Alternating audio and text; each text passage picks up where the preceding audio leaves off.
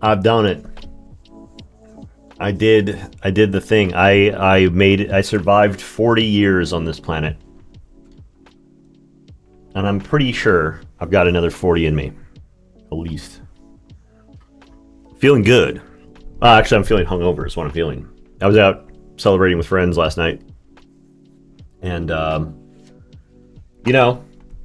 maybe there was some tropical drinks involved. Maybe there was maybe there were some umbrellas in these drinks, and maybe there was a decent amount of rum involved. I haven't been drinking a lot recently, so it kind of got on top of me. And so today I'm having a little bit of a slower, rougher morning. Starting off 40 at a minor disadvantage just to keep the playing field even. And yeah, I thought today, I've been thinking about changing some stuff up. This week, I'm going to be streaming more than I have the previous weeks because I'm going to be, the following week, next week, I'm going to be traveling to LA for Lightbox. So if you're going to Lightbox Expo, you can find me there. I'm in the back corner. You'll see my big banner. You'll see me with my smiling face. You won't know what I look like right now, but you will. I'll be there. And, I'll be selling stuff and autographing stuff, but, it's going to be rolling over a couple of my normal streaming days. So I'm going to do some makeup days this week. And then after that's over, I think we're going to be mixing up the whole schedule. I'm going to be starting... The Daft Punk helmet did get vetoed, yeah. Well, not vetoed. I just thought maybe it's a little bit much. Hey, Addict. So, yeah, in the spirit of mixing things up, I thought I could do a study today. I'd like to do a study today. But I also thought I was going to try to finish this painting before I left for Lightbox, and I've got like a week to do it. I just got it up on the board. I just finished the chariot piece. And I thought maybe the lover I could potentially make a little easier on myself. Potentially, like, keep it a little simpler overall. Or not simpler, but just focus on the things that I'm already kind of good at. And do a piece that is, like, I find interesting, but is not going to, like, challenge me in some sort of extraordinary way. And, I laid it out. I've got some ideas on where I'm going to take it. And I'm going to work on it a little bit today. Something I normally don't do, working on my mainline work here on stream. Something that people have definitely requested from me. They're wondering, hey, how do you pull off all that magic? You know, where's the secret knowledge? And I say, oh, no, it's all here. It's here me doing studies, which is a thing I've never done before. Hey, Sukai. And so this is the thing I'm known for, is making these kinds of illustrations. I've made a bunch of them. I'm planning to make a lot more still. And I'm going to work on one today. See how it goes. I've had some ups and downs feelings about streaming my mainline work. Because the problem is that I get distracted. Like, it's not just chat, but like I get self-conscious about making good choices while I'm working in front of an audience. You know, I don't want to like do dumb stuff. I don't want to like make bad choices, and so I tend to be a little bit risk averse when I know people are watching me. What is going on? Oh yeah, now I remember. I don't know how to change the tip on my... Maybe would this work? Okay. I get a little risk averse whenever I'm... oh my god, what is up with this?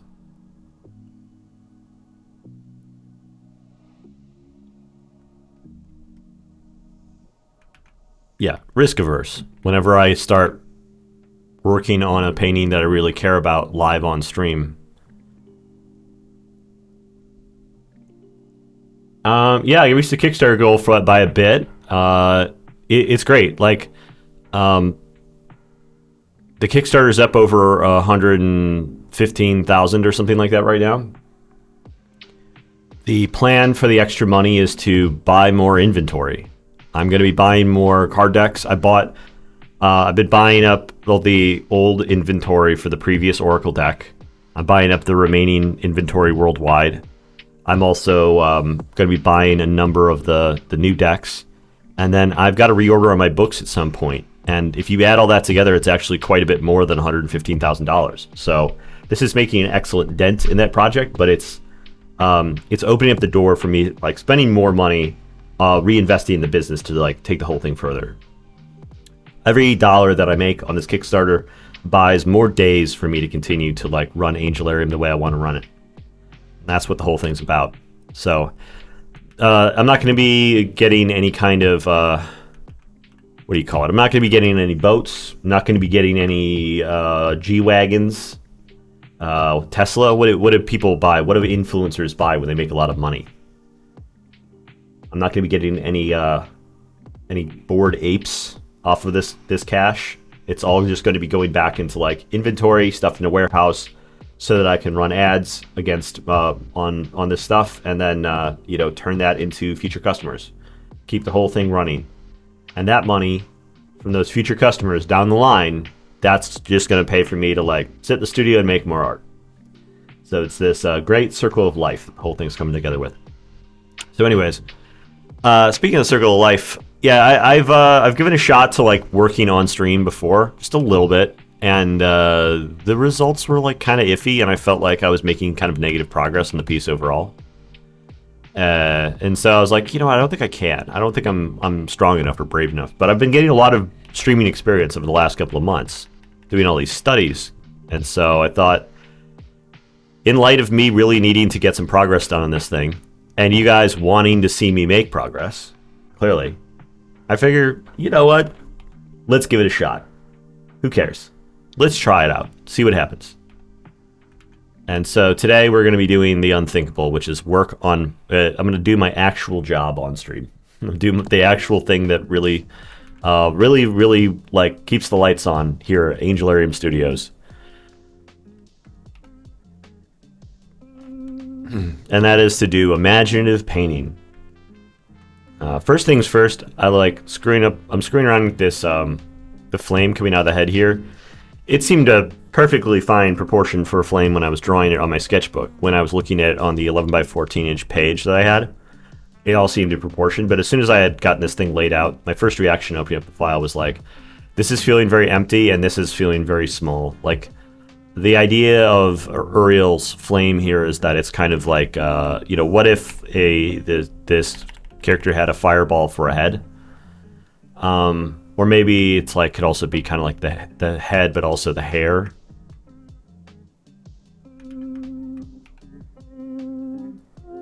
So, yeah, it definitely needs to feel larger in proportion to the figure. I think there's a lot of room for it to create a lot of dynamic motion up here in the composition. I need to figure out what I'm going to do with the background. The Lover's card is typically about romantic love, but I got this great tip from one of my patrons saying that, like, historically there was also like the card was sometimes depicted as the lover, and it was more about like passion and sort of measuring passion against more tempered instincts. And so I'm having the main focus be on the Angel of Flame that is representing passion, and I've got one of the other popular visual metaphors in the tarot for the Lover's card is like two human skeletons. And I was thinking at first, like, well, maybe I'll just like have like some skeletons like laying on the rocks over here, right? There'll be like a giant angel above them, and they'll just be like two dead skeletons. But the problem is there's like a text box that goes right here on these cards. So if I put anything at the feet of this figure, it's like guaranteed never to get seen on the actual card. So I thought maybe they'd be giant skeletons. I'd be like, okay, well, there's going to be this huge fiery angel firing off like a gigantic monster bow with like two huge arrows coming out of it. And then behind him is going to be two gigantic, like giant skeletons. And then I was just imagining kind of like smoke in the background. Smoke or clouds or haze. Something really simple. I want to have like a couple of hints of like a rocky landscape. But for the most part, I want it to be just kind of like hazy and open. And so the main thing is like Uriel with like the muscles and the burnt cloth and the the waving cloth and the waving fire, and then like these giant skeletons in the background that I didn't even draw. They're just like, they look like that Mexican alien. You know what I'm talking about? It's just like, oh. So yeah, I'm gonna actually paint some proper like bones and stuff back here at some point. But the things I'm worried about at this stage is like, I've got this kind of rough idea on like, well, where are the elements going to be laid out in the scene. It's a good start, but more than a start, what I really need is to like build an actual composition. So I need to have the values work out to arrange in a way where it's going to like, guide the viewer through the composition, and it's going to feel like it's highlighting the appropriate things. They're all overlapping well, and everything's reading more or less like correctly. And if I can get that, then I can start to move on to later steps. But as it is, it's like the total lack of lighting and kind of sculpting on the figure here. It's like there's a rough sense of some shadowing, like there's this shadow under the rib cage here, on the top of the abs, but I need to have something that feels more lit, more dimensional, in order to feel like I'm comfortable moving forward onto the next steps. And then the background's going to have to like accent what's going on with that figure.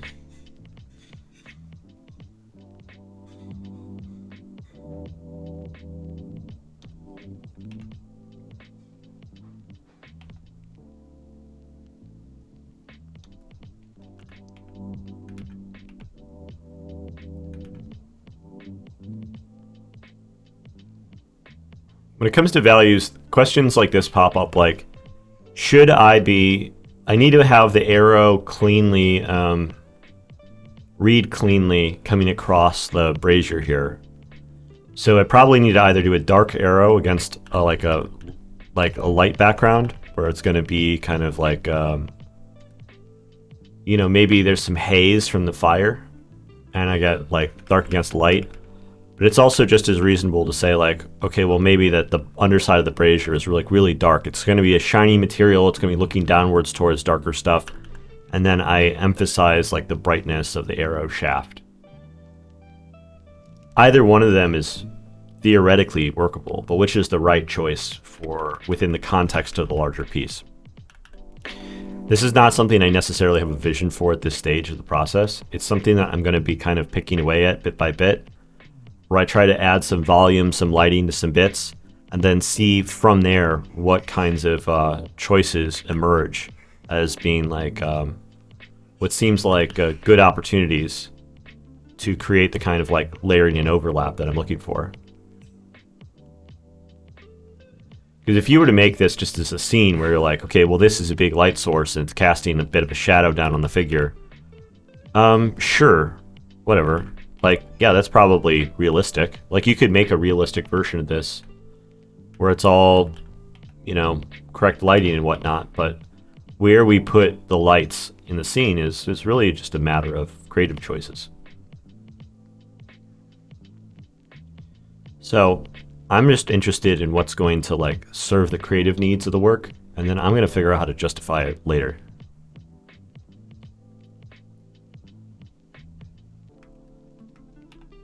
One of my considerations for this piece also is that I've done this figure before, and I want to mix it up a little bit.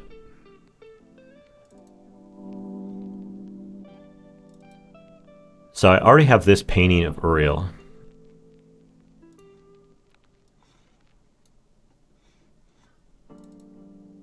And then here's the Rider-Waite deck. So there's a giant angel with red wings in this piece already, and a mountain top. So there's like, it's got the sun. I don't know. Like, I might be able to find ways of integrating some of these symbols a little bit. And then you've got like, Adam and Eve here. I think it's pretty close on the themes. But anyway, so I've got this guy. His proportions are crazy. Like, these forearms are insanely long. I want to keep some some of the exaggerated proportions, but I'm not going to be really slavish to the overall specifics of the design. I also have an older version of him.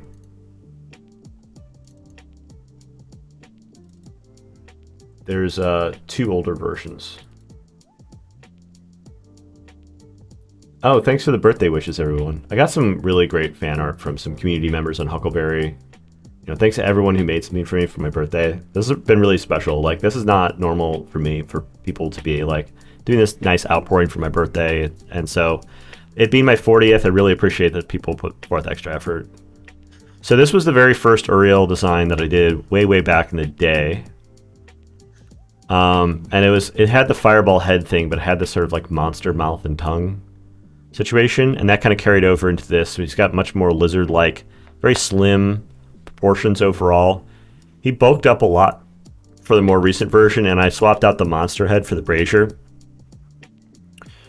And then added some additional design work overall, like around the waist, and the fabric coming off the back was all kind of like a newer development. And so I'm keeping a lot of that, but like in the older version, he had these kind of like glowing like sacs running up his side that I thought was kind of interesting. Like the anatomy is much less obviously inspired by human and is like more imaginative kind of monster anatomy, which I could definitely lean into if I wanted to. And he's also got these like metal plugs and stuff, which I think I mostly swapped out, but I was thinking about maybe mixing in some of the earlier inspirations into this piece, so it doesn't just seem like a kind of repose of this guy. You know, I've got this lighting that's like, again, the primary light being the brazier in the scene, so there's this light coming down on top, and then I have a feeling that the color palette might be similar. If it's the same lighting and the same color palette for the same character, it feels too much like just a lame repeat of what I've done before. Yeah, I want to have this illustration have its own identity beyond the context of the previous illustration. So I'm looking for opportunities to be able to make that happen. You can already see that like the body type here, it's like the thin waist is already a little bit more inspired by this guy. But this is back before he had forearms. I really like the forearms as a... Yeah, and thanks, since you're here, Delia, thanks for the fan art in specific. I appreciate you taking the time to make a little something for me.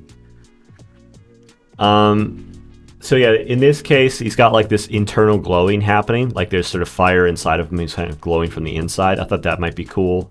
Maybe, I was thinking around the chest, but then we have a kind of busy area around the chest where like there's the overlap from the arrow, so maybe through the center of the abdomen we might have like a little bit of that like internal glow. Might be cool.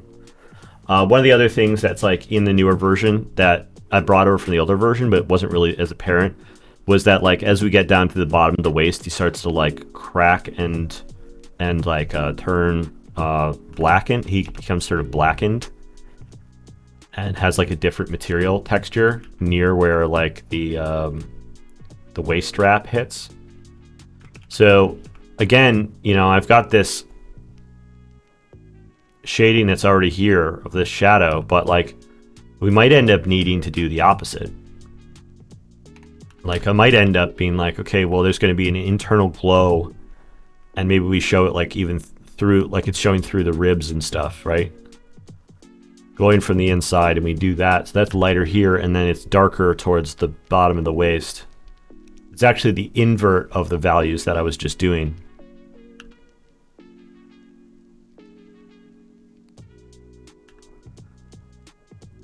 Whatever's true, the opposite is probably also true.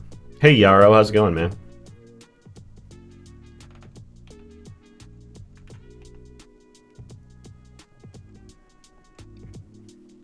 So if everything that's true, the inverse is likely also true in art, then like maybe I just look at this and I just do the opposite of what I'm doing half the time here.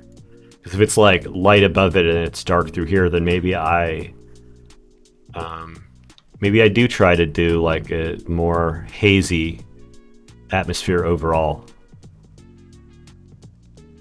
And maybe like this is getting kind of washed out with glare a little bit over here.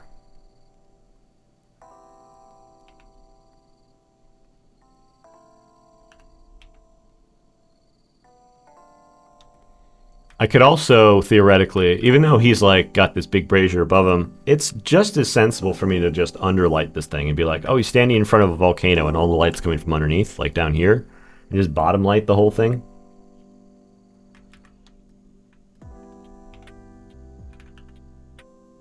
It's loose enough at this point where there's a lot of flexibility.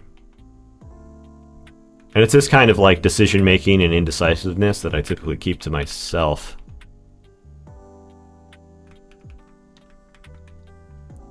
There's not a process to it. I'm not like, I haven't been trying to like, excuse me. Oh, thanks for the birthday wishes, Yarrow. Yeah, I did have a great day. I had a really chill, I had like the chillest, easiest, nicest birthday. It was fun. It's really fun.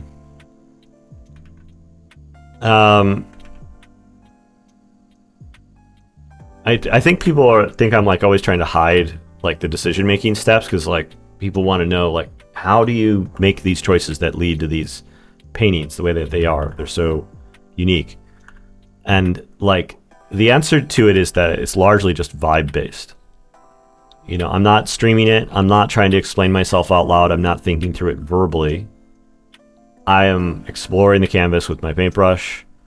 I am identifying things that I like. I'm identifying things I don't like. And I'm trying to make them like the way I like and not the way that I don't like. And it's just like, this feels good, this feels bad. I want to try this. This looks like shit. I want to switch it up. And it's really like not a lot more complicated than that.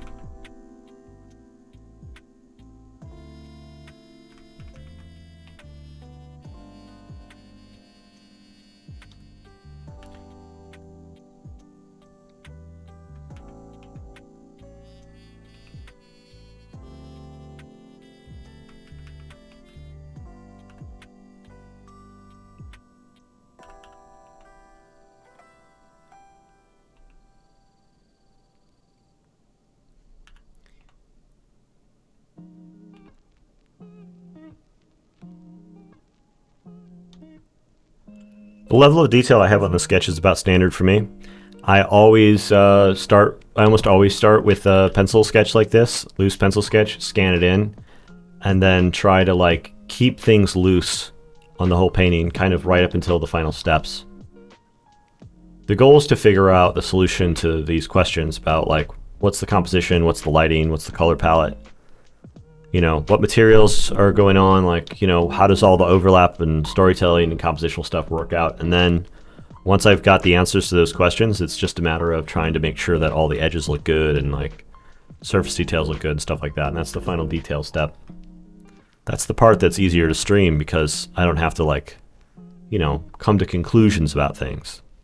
I'm not like thinking through it. I'm just, you know, trying to make it less bad. At this point, it's not about improving the piece. It's about actually figuring out what the piece even is. So even though I'm pushing it forwards, the goal is not to try to make it better. The goal is to give it specific attributes, like, you know, like I was talking about building the volume of the figure. Figuring out, like, you know, what's going to be light, what's going to be dark.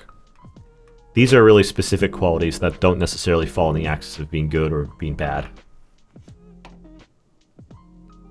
One sec.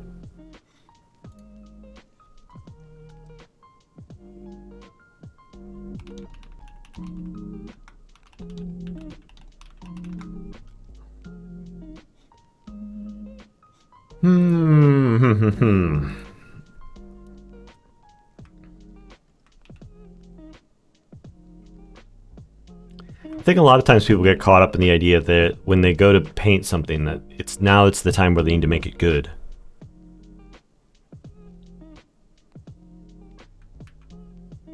I don't like the idea of like making something more complete being like the better version of it.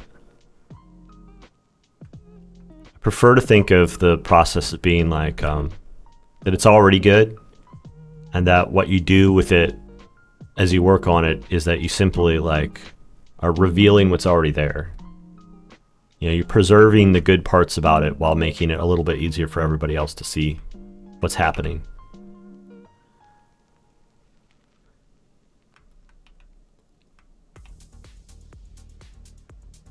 We got a new mix. I picked out a new music mix for the stream.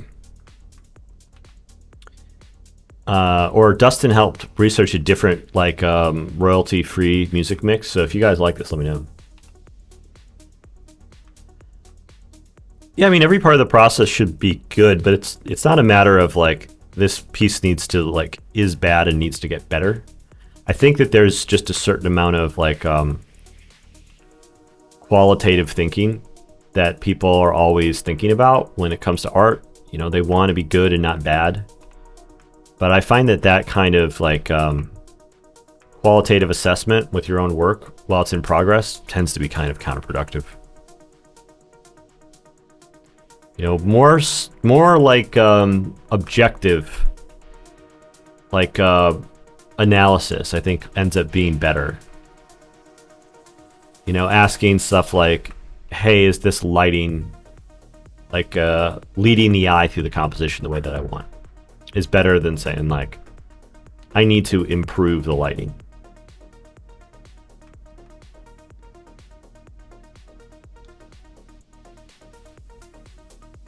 Two, boom, two. Is this the sounds of the music? Yeah, we got some cyberpunk tunes here, it feels like.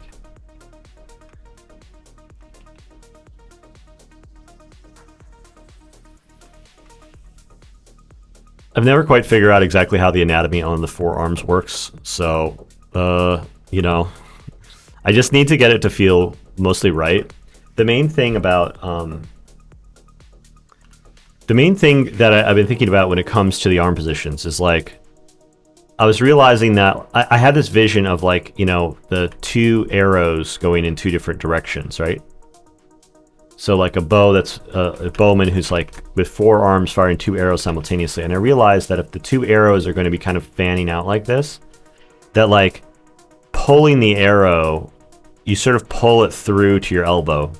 And then if this other one also is being pulled through the elbow, that means the two elbows are actually, while the two outer arms are, like, fanning away from each other, that the two elbows would actually kind of be converging. So that the upper arm on these two arms is actually going to be, like, levering together, while the other outer arms are levering apart.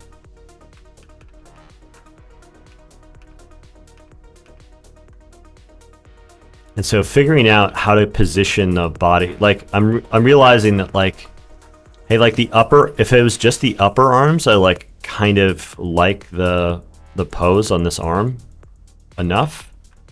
It's like the height of the elbow feels good, and, like, the way that the arm is crooked here feels mostly right to me. It might actually realistically be a little bit more of a shallow angle, but I kind of like the crook in the wrist. The other problem with it, the wrist might actually need to crook the other way, which would, I think, I don't know, I just like the way that it reads with this negative space coming through here. I might have to look at a reference for, like, drawing a bow before I nail this stuff down. But then, like, you know, the wrist on this hand is crooking the other direction. It's like on here it's going like this, but on here it's going like this. And there's something awkward about the fact that they don't seem to be in sync with each other. Like, one of these poses is weak and one of them strong, and I'm not entirely sure which one I want to change. But they should conform a little bit more than what they are. So there's that correction that needs to happen.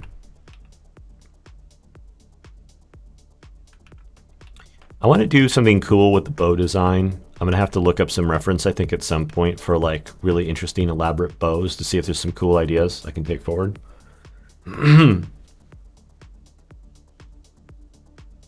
Saying you want something to be better versus actually identify what it needs to be working and doing it. Yeah. It's like, I think a lot of times people are just hoping to make the painting more finished. Also, I think more finished is another one of those kind of poisonous qualifying words. We're like, oh, it needs to be more done. or it needs to be more rendered or something like that.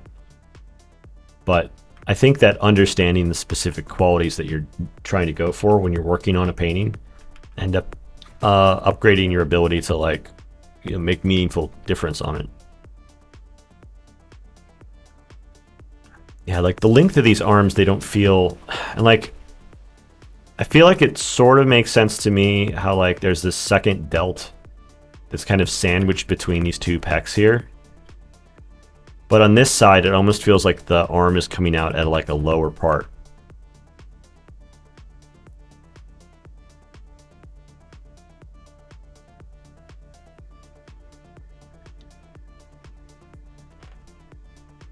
And the way to fix this is often to just lasso, copy, merge, and push shit around.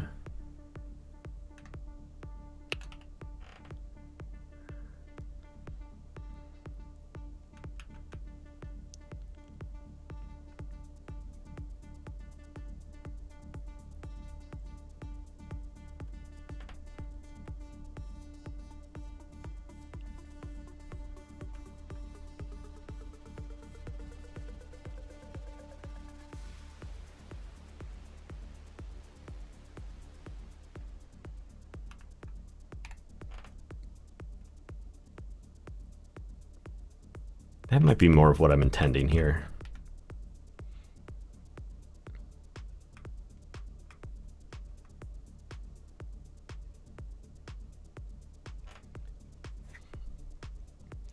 Nick Duca. The arrow on top should be behind the bow. I believe that's the way of shooting style. And also that will also help make the arrows make more sense because right now the arrows angles are fighting each other on the bow placement. Would be different from two different arrows. Just thought. Be behind the bow. Oh yeah, that's probably true.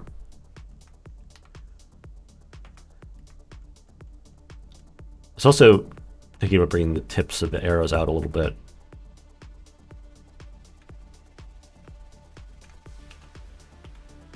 Don't want to force the edge of the composition too much, so I'm gonna have to keep them tucked in a little tighter than I think I would if I had more room.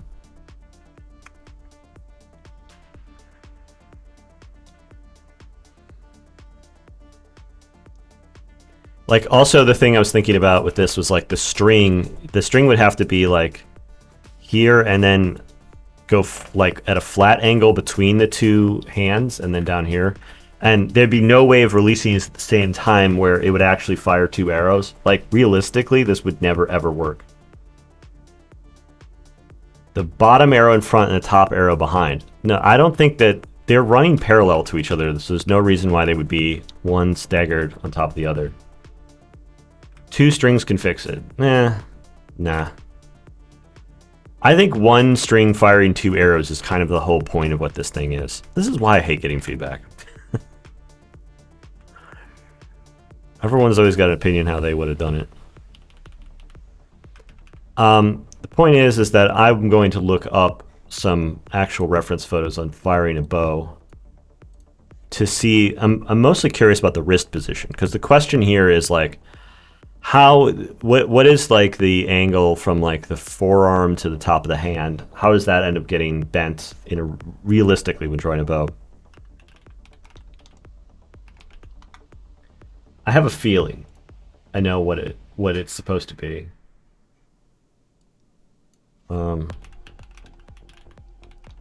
Drawing a bow just shows drawings of bows. Thanks for nothing. Yeah, I figured it would probably be really, really straight from the wrist to the elbow, realistically. And in some cases, it actually looks like it's sort of twisted upwards instead of like, I've got it pitched down.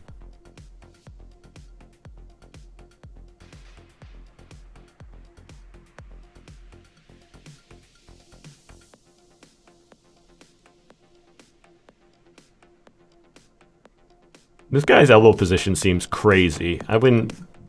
These art reference shoots, most of the time when people are posing for this stuff, they don't actually know how to do the things that they're like doing in there. So even though they look like this is like the serious way of doing things, I wouldn't trust this guy's like bow firing technique over somebody who's like potentially a like competitive archer. And then even just like looking at it side by side, this like more straight armed, like lower elbow, like pulling the hand up to the cheek instead of like pulling the elbow like up over the ear, looks so much more natural and comfortable and solid than like whatever this guy is doing in the art reference here.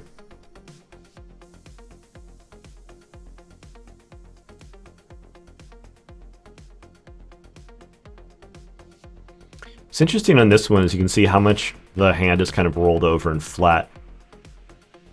It's an interesting hand position.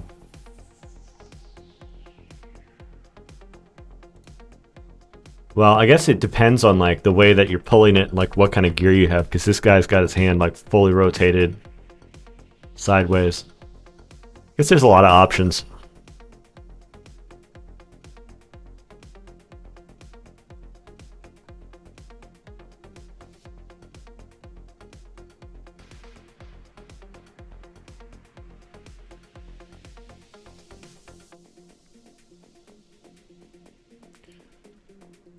Yeah, and then was this screenshots from Prey? She's got her hand rotated completely back the other way.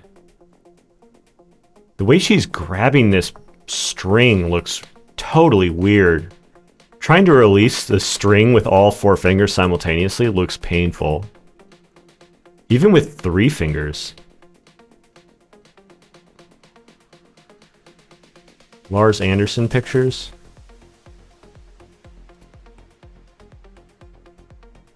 Yeah, having all your fingers rolled over the bow at the same time like that over the string like that looks crazy to me. Because I know when you try to release an arrow, if you don't release all your fingers simultaneously, it catches on whichever one's slowest. So I just imagine it like tugging on my pinky as I'm letting go.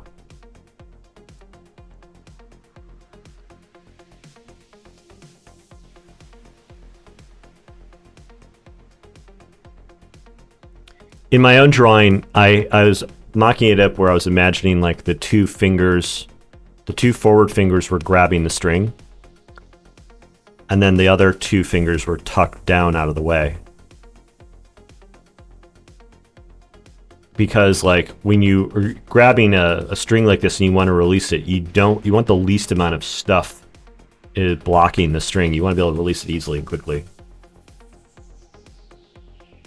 For weaker arms, yeah, I guess, but this guy's not any lacking any arm strength. So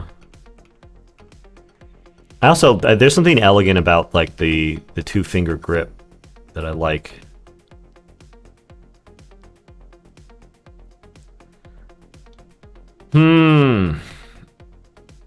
If I wanted to get this rotated down and over, I would lose that negative space. Which would be annoying. Because I like the way it looks.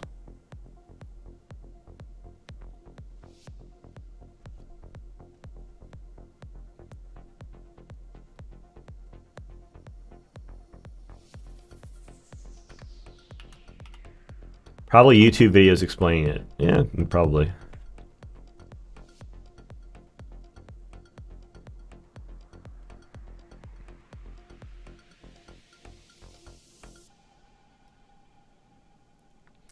So that ends up with a lot of a straighter wrist position here. I wonder if I should just have the whole arrow come down a little bit.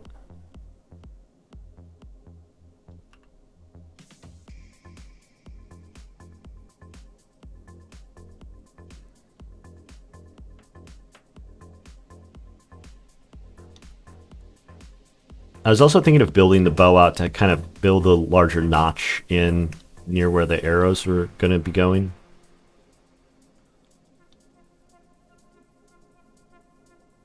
That would require me to sort of move the hand around a little bit, I think. And maybe something, you know, in the grip area between them that's like a little decorative or providing a little bit of extra design oomph.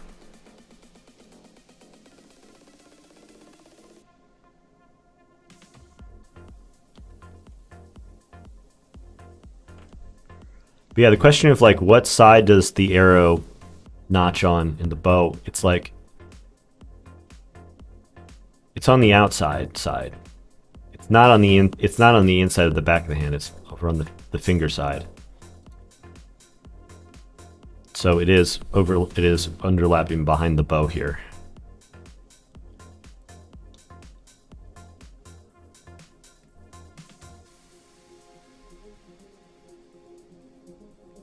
And then the other question I have is like, what's the angle of the arrow to the angle of the forward hand? They think they run pretty parallel. I think there might be a little bit of a convergence happening in some cases. You know, there's a little bit of a convergence happening between there. Now, there's that really high elbow position again. That's with the grip where they're... It looks like they've got one of those like mechanical releases.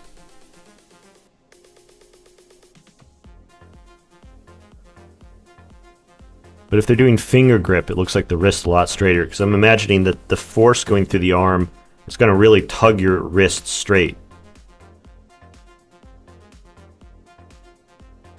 But if you've got a compound bow and you've got a mechanical release, you could actually twist your wrist a little bit.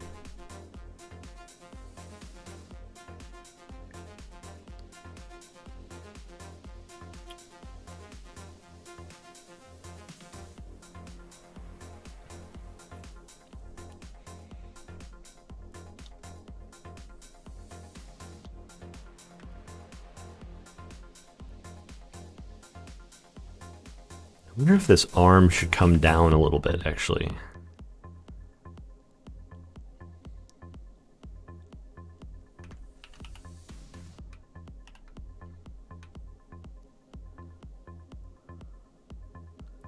So it's got more of an upward angle into the hand position. Honestly, I wonder, maybe it should be the whole dang assembly here.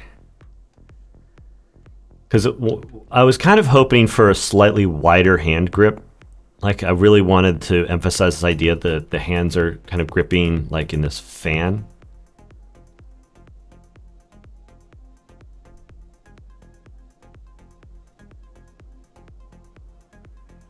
Maybe not. Getting it to feel like these things are kind of lining up in a way that feels like you can sort of feel the force of it is a really important part of this process, because that's the thing that people are going to notice when they see it. That's the thing that people are going to see when they look at a thumbnail. It's going to be the vibe of it that is going to sell it. And this is the stage in which making those edits is really easy, because I can keep things everything's rough at this stage. So making these kinds of rough edits, it's easier to kind of just paint in the gaps.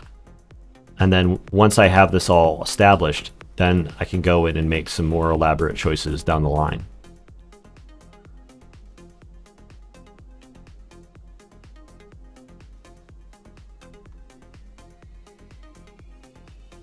These wrist guards he had before didn't make a lot of sense, but now that he's an archer, I feel like the wrist guards actually end up being kind of a nice utilitarian thing, because when the string snaps forwards, it can hit you right across here. I've had that happen. Done a little bit of archery, like back in school and stuff. Getting slapped across the wrist with the string really sucks.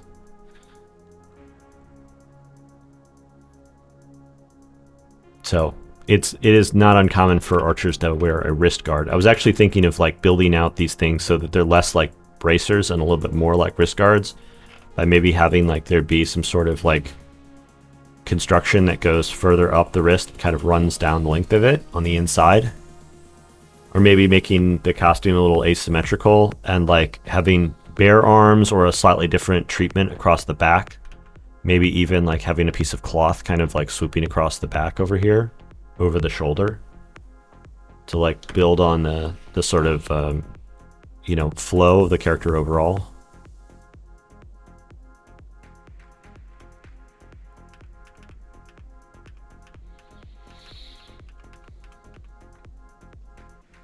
Bring back okay, no more suggestions on what I should be doing with this. I'm thinking out loud, but I'm not asking for feedback.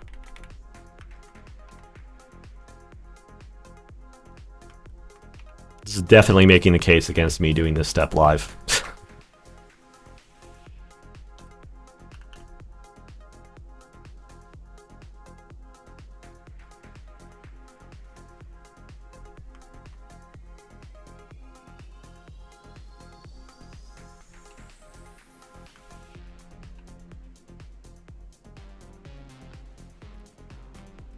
I don't know the answer. I don't know the correct answer to any of the stuff that's happening in this.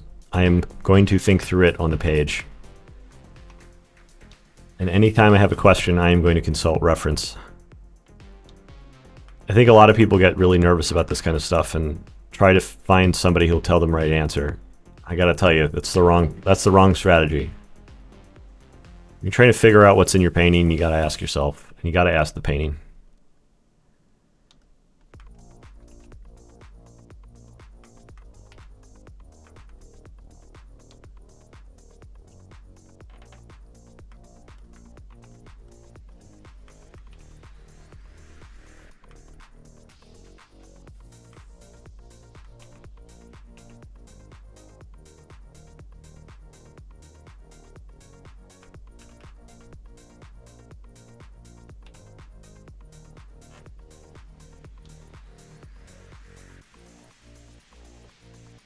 Yeah, I mean, nothing against you guys. I also don't seek feedback from even like expert artists. Like, even if there was like a world-class illustrator who was like super famous or whatever, I would still be blowing them off because like this is the stage in the painting where I'm really just trying to figure out what's going on.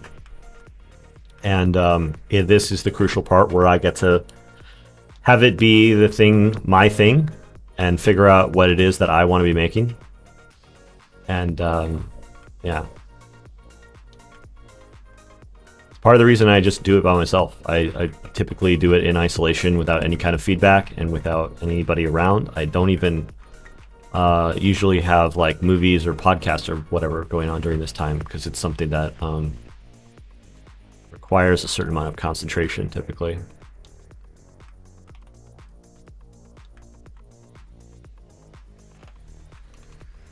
Let's merge down some of these little edits and see what we got.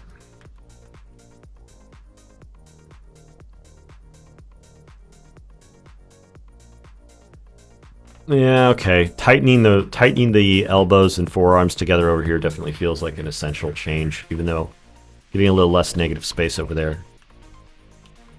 Because the wrist is being kind of pulled tight to the shoulder, I don't want it to seem like negative space by making it too bright, which means we're gonna have to darken this up a little bit. And we might end up having a sort of like, hey, Adam Strawberry, thanks for the birthday wishes. Most people that work on personal pieces don't like the back seating. Even put it as a rule in their title sometimes. Yeah, I can see it. There's something that feels wrong about the way this like arm is cocked.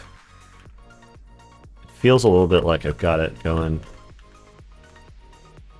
like this. It feels a little weak. I want the force to be coming from the center through the shoulder and straight into the wrist, and they're not lined up. Maybe that means bringing this hand down, but I'm trying to maybe pull the hands apart. Does that mean I need to like raise the whole shoulder and everything up? Something's telling me to pull this hand down away from here anyways, so push this down a little bit.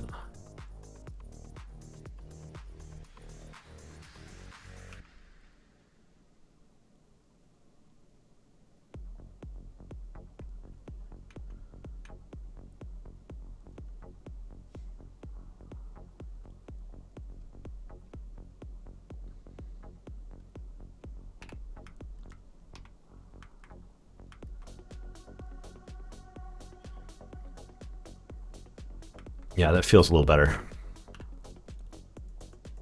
And then I've got a little bit more room up here for this grip.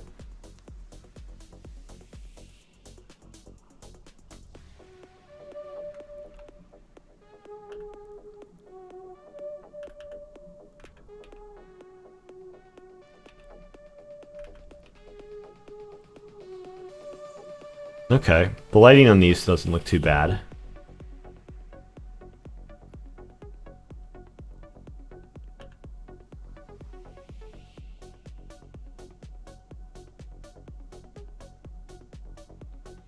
The idea of something waving over the back here feels good, but it's gonna blow. It's gonna cover this the one skeleton's face up probably too much. So I'll probably stick with just the butt drapes back here.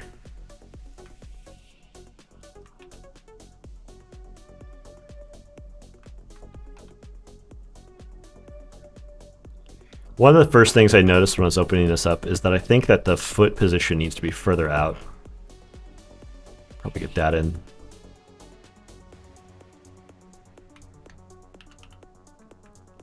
I might actually need to cock the whole leg the other way. Which is something I was thinking about before. So it might be worth it just grab... It's so rough, I could probably get away with grabbing the whole thing and then flipping it. I have a hotkey set up for flipping horizontally, just for this kind of thing.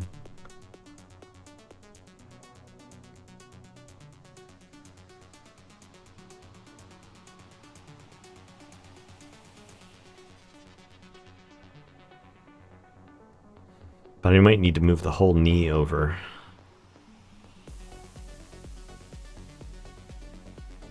Really, really wide leg stance is kind of where this is headed. Maybe not. I'll throw this out. Let me try just keeping it flipped this way and see what happens.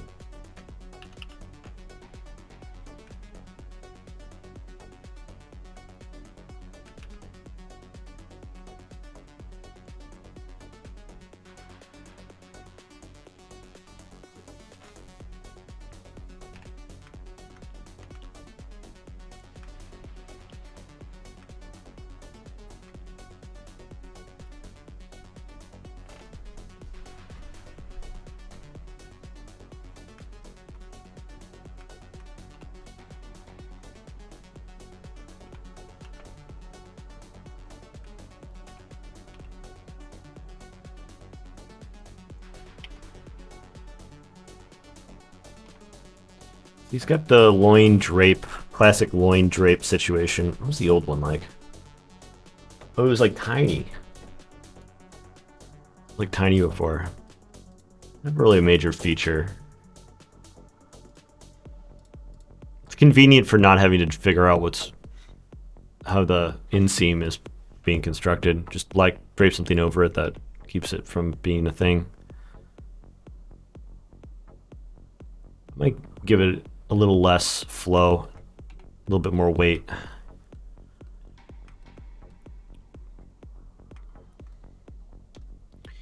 So as far as gradients are concerned, I was thinking about having maybe it's going to be a little lighter all the way through here, and then darker back through here as the figure kind of turns away from the... That might splash a little light on here and a little shadow over here.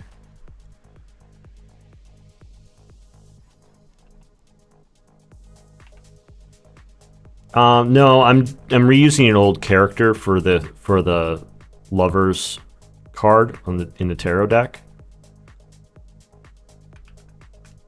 Let's see, where did I? It felt like he had a rear leg here, and now I'm not sure where the rear leg actually even is.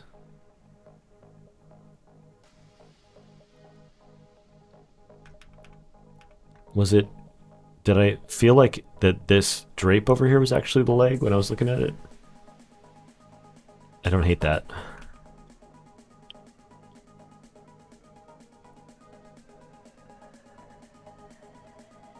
He used to have really, really skinny legs, and then I looked up some references on like how hooves looked, and he ended up with way beefier hooves. And I haven't gone back.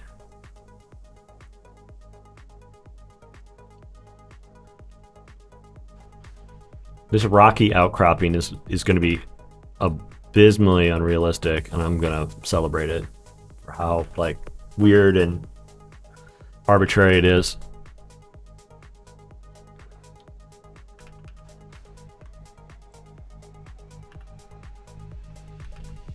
I wonder if this whole hip piece could actually be brought out a little further.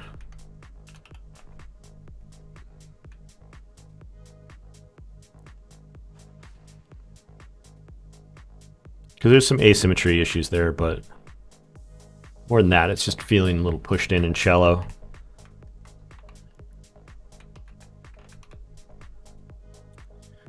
Just accumulating all these little edits and stuff. I mean, I guess it could be, the rear leg could be positioned back here instead.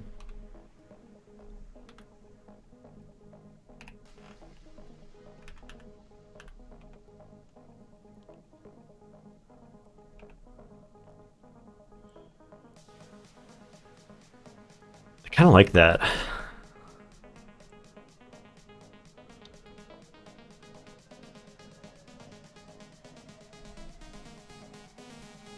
You want to ask a question about the mentorship? Sure.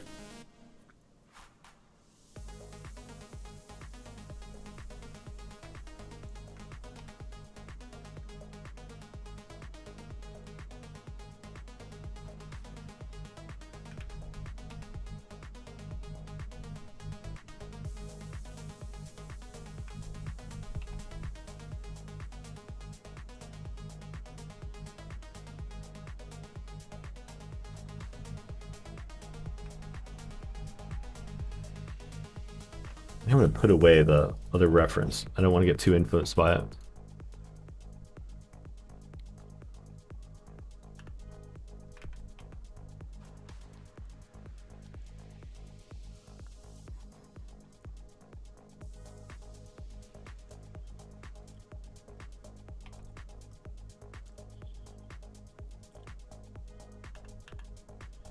Are we going to have like 5 to 7 paintings like that one you're doing right now per week? I think this is one of the most common questions I get about the mentorship. So I'm always like, you got to do 7 pieces. And the first question is like, okay, but what's the scope? And the answer is like, I'm not going to dictate scope to people. The medium or the scope, like I want to be more, generally I like to leave that to who I'm working with to pick for themselves. Certainly not. If you could finish 7 really great full frame, full color pictures with characters and dynamic poses and like full backgrounds and everything, you do 7 of those a week, you're in great shape. You know, I think if you can do that, you know, you almost don't need a mentorship.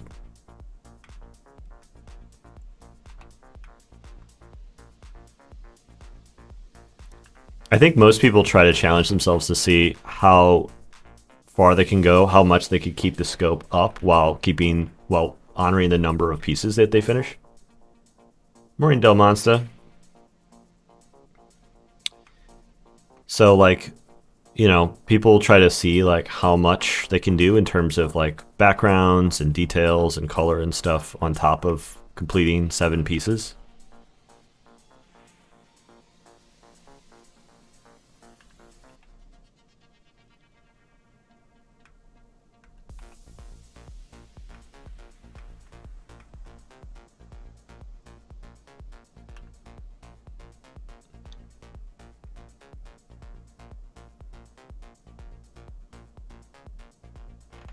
I want the whole torso to feel like it's rolling backwards a little bit more.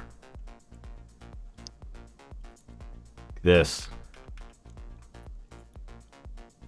But there's it affects so many moving pieces. Like it would bring this shoulder forwards a little bit. That throws the whole arm position off. Repositions the bow, everything.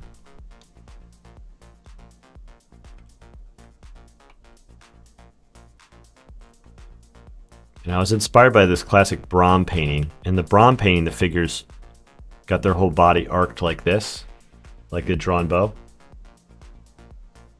Skeleton guys in the background are cute. I know. They're like, I think they are kind of cute the way they are right now. They're so sleepy back here.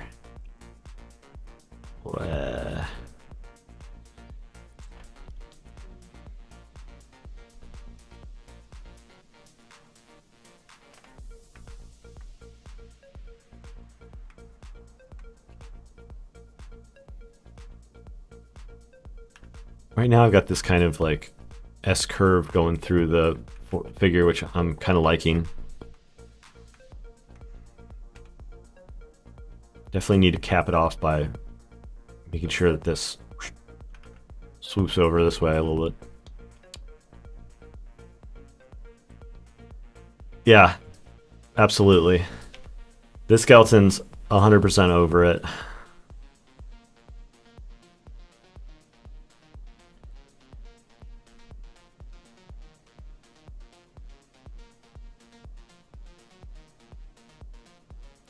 Oh, you found Brahms' art book in the library? That's pretty cool. I think that's maybe the fact that I don't have a real publisher for my books is like, prevents, I think, me from having my stuff in libraries and whatnot. I wonder how many people discovered Brahm as an artist through a library. Kind of interesting to think of.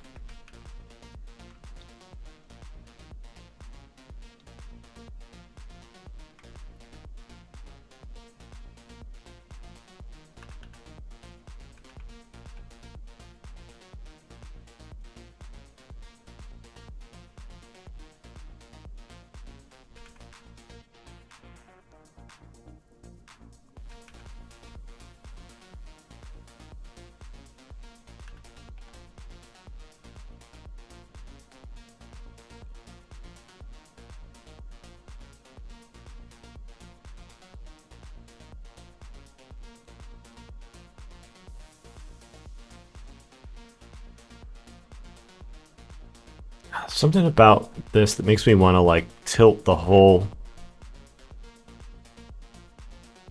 arrow arm assembly up a few degrees.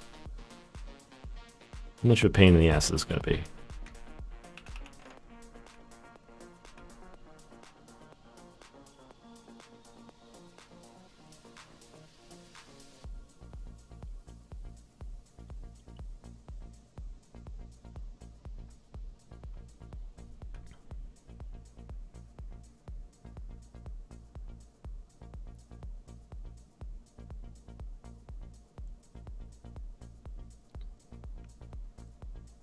One of the questions that's kind of bugging me is like, does it feel to me like the two arms are on the same plane?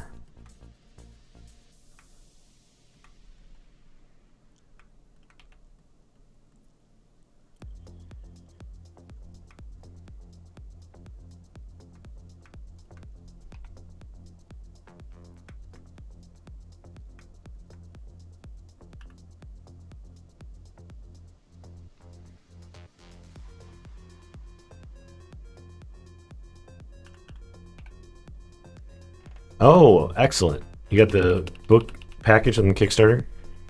I think it's, yeah, it's going to be just like another day or so, and then the thing's over. It's exciting. Have another successful Kickstarter in the books.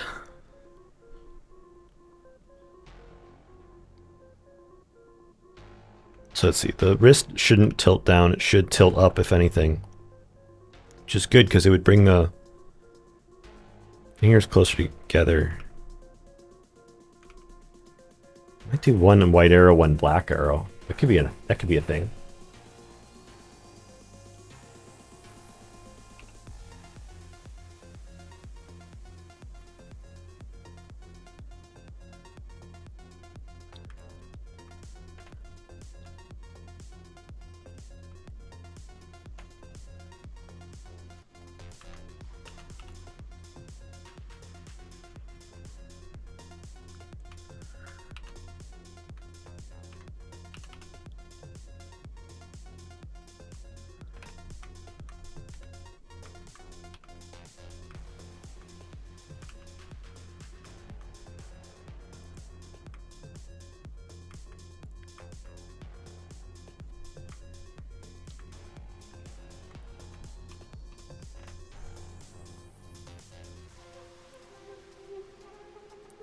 Makes it, getting the hand more in the way of the head certainly makes it go from a design that's already a little vague to like nigh unreadable.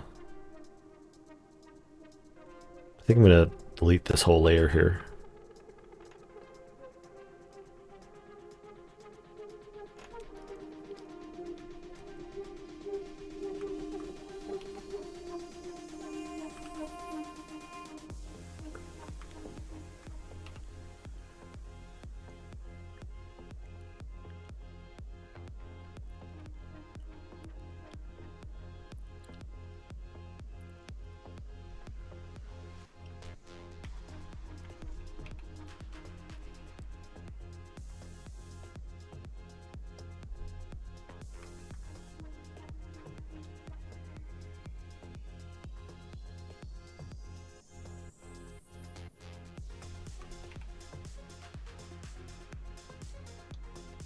I wish that I had room to make the arms slimmer and longer.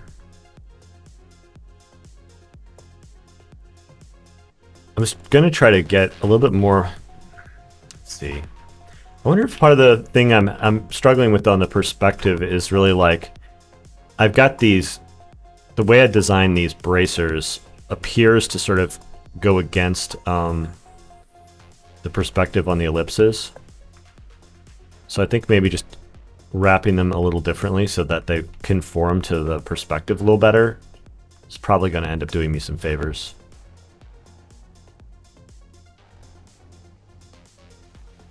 Showing more of the front of the hand.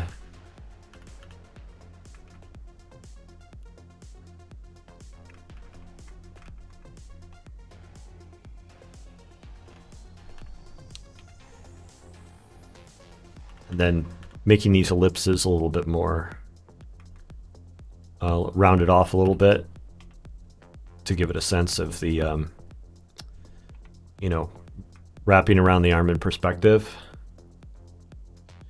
Makes them so that the arrows are coming a little bit more towards us instead of just like to a perfect side plane. Because like these arms definitely feel like they're receding, but then these feel like they're running a little straighter. And I don't think it looks like a straight line all the way through if I don't get the perspective on it right.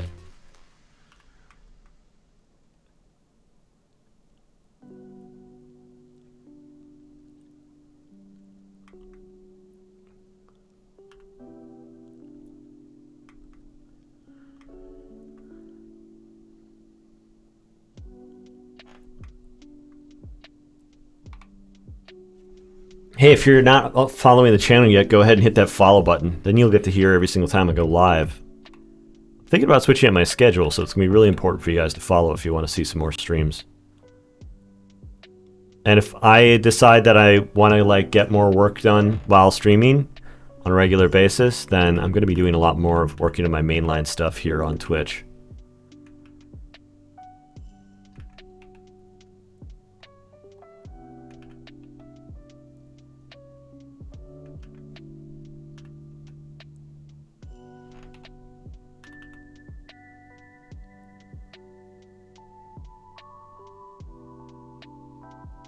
So let's see. I was thinking about having these kind of mirror each other. These two bracers be like rolling in opposite directions.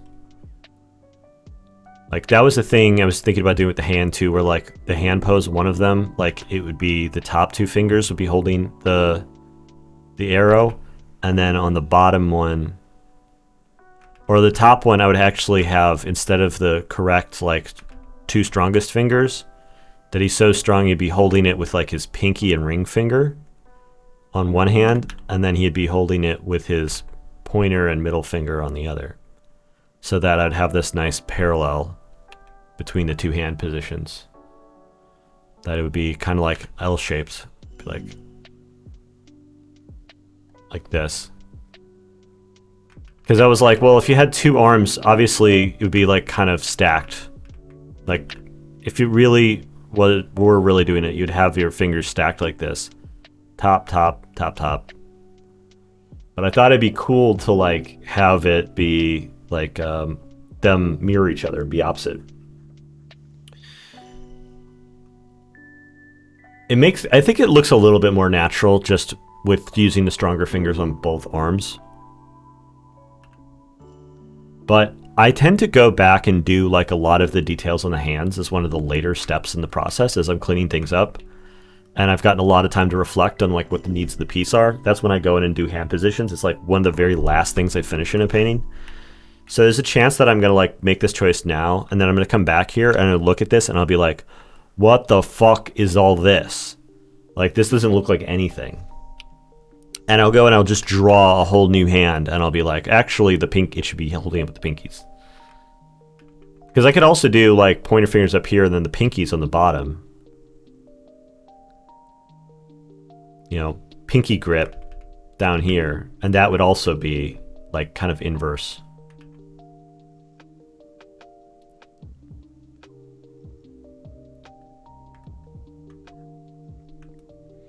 But yeah, having a key part of the painting just be like this jumbled mess of sketch lines and gobs of like value is like pretty normal for me. Like, if I had everything look like good, clean, intentional sketching with, like, you know, solid painting over the top of it, I think that would be ideal. But that's typically not the way it goes. Like, because I'm trying to sort of figure my way through the vibe of it at, like, this earlier stage, things tend to get messy. And if I don't allow them to get messy, I don't end up with the good solutions. So I'm comfortable letting things get really gross and bad, and then compare them against where I've been. Compare them to, like, oh, you know, what does the thing looked like up to that point? And see if it's actually, like, the gross, weird, bad thing actually does look better at a distance or does feel more right, even if it's, like, way less refined. Because I'll get to the refinement later. Susan Goddess got me a 1 bit for my birthday. Thank you so much for the birthday bit. Is that what? Like, is that a dime? Is that 1 penny? I can never remember how much a bit is.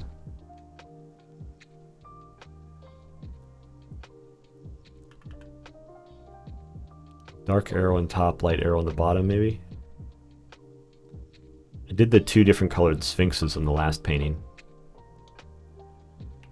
It's not about the bits, it's about sending a message. It said cheer 1 is the message. Okay. The message being keep doing what you're doing, I think.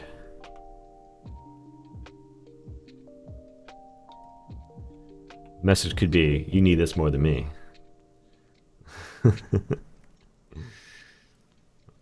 Oh, lowly traveler. Message being happy B-Day. Oh, thank you so much. Birthday wishes. It's this stage of the painting is always so uncertain.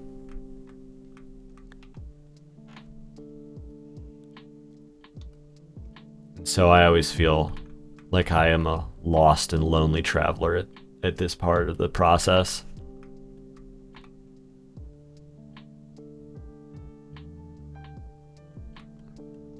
It's about sending a message, they said.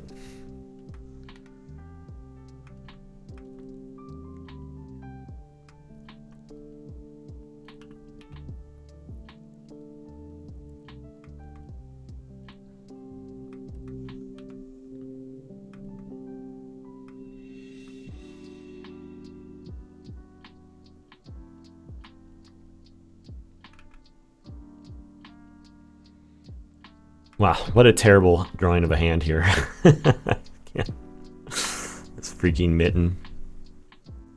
Hope you have an amazing and productive session. Thank you so much.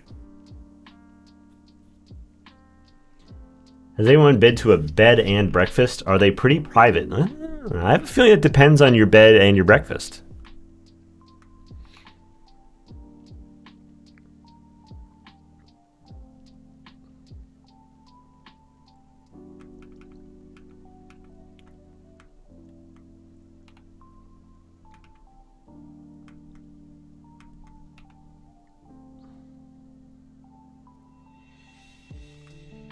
Oh my god, I gotta stop fussing over this stupid hand. It's not gonna add up to anything right now. They make it seem private. I mean, there's only one true way to find out. You're going to have to go in there with ghost hunting equipment and see how private it really is. Because it's not just the guests that you know about, it's the ones that you don't that are the real question.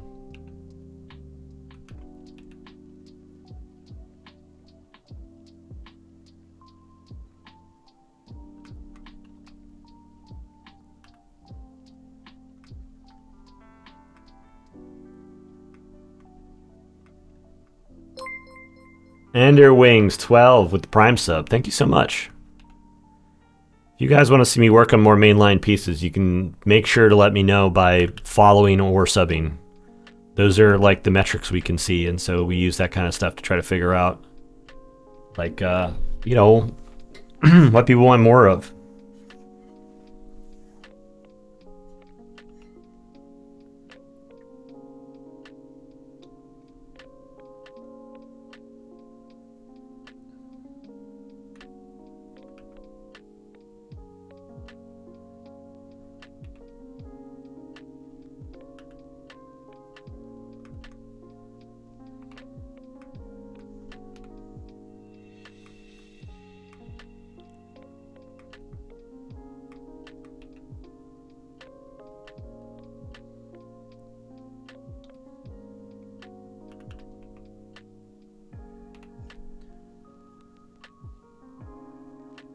I don't care if you're dead, you gotta pay.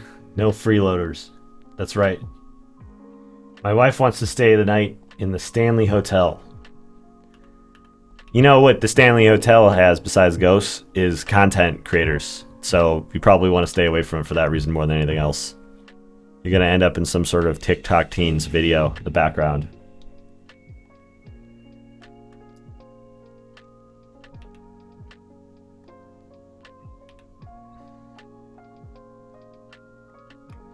I mean, you see that there was that one drama with the Stanley Hotel where like two content creators were both trying to make videos at the same time and they were like bothering each other.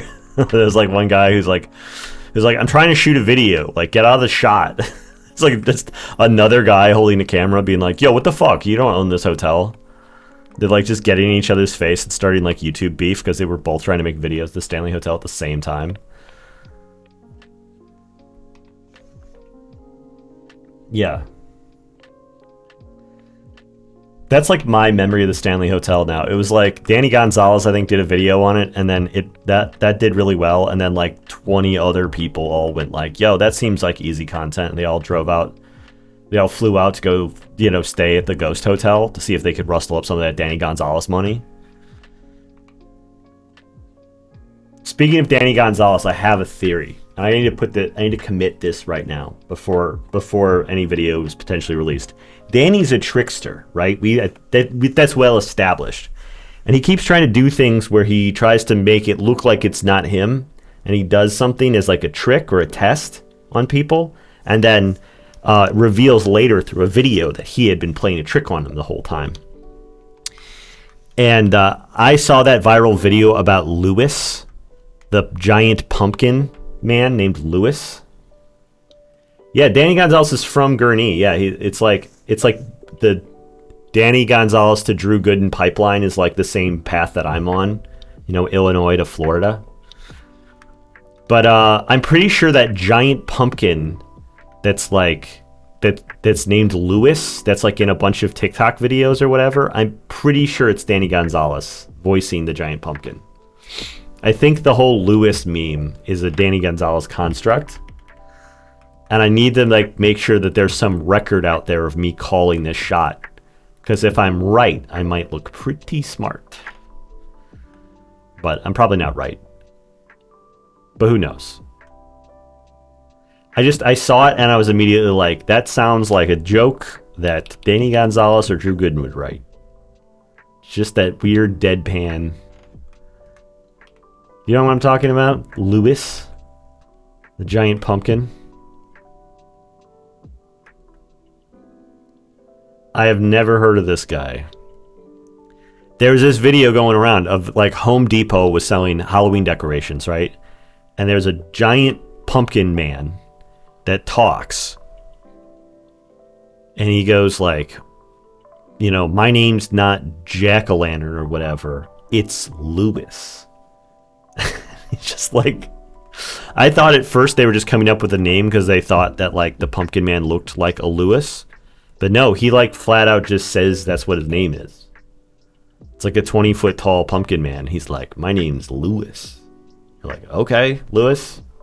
Weird. All right. I'm like, I think this is maybe a little bit too viral.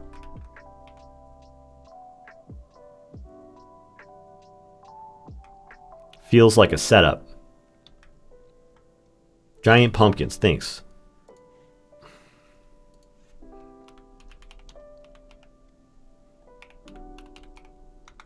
It's sold at Target. My name is Lewis, giant pumpkin creature. It's on the news. This guy. This is Lewis.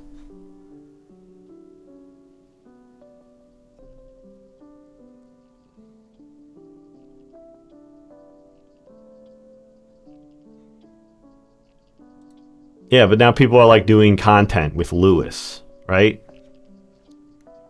I'm like, okay. Yeah, he says his name is not Jack. It's Lewis.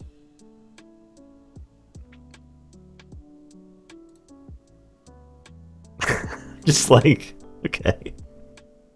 This feels like a setup. It feels like it's set up. It's too good. It's like, this is one of my content creator alert is going off. too much. It's too. It's got to be. It's got to be contrivance. It's got to be. Maybe it's not 20 feet. He's pretty big though. He's pretty tall. Lewis is a big boy.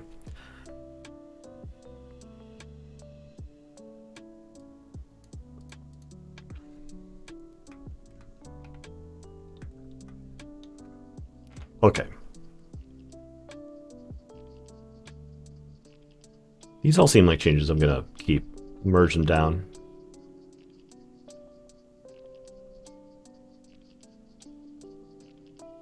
These two. Keep all this stuff. So now I've got like, I go from like, this was pretty flat. This is now getting some more volume, but it doesn't really feel like a composition yet. What kind of composition do I want? I had these kind of like pockets of dark in the background, like kind of segments coming through them in the previous one.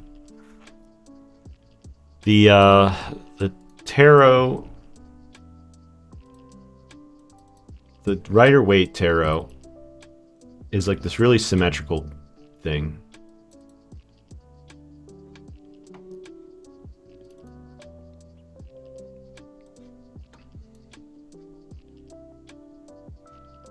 With like a huge sun coming down, shining sun, and like an angel with flaming hair. Or leaves for hair? I'm not sure. I'm definitely thinking about having kind of like a smoke or a lit fog coming out of the bottom here, sort of obscuring these figures.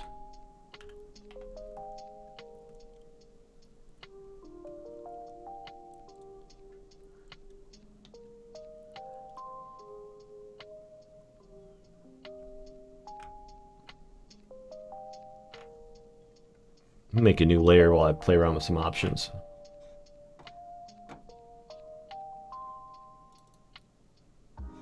See, my old painting of Uriel had this like, just like dark smoke with like kind of light breaking through it.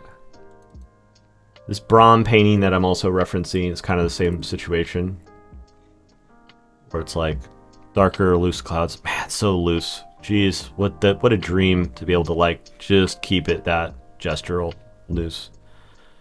Huge Frazetta influences obviously showing through on Brahm's work here. Oh, he's got the thing over the shoulder. Maybe that's what I was like subconsciously thinking about.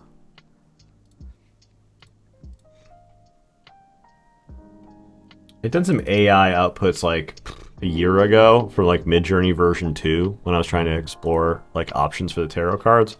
These are trash, though. These are worthless.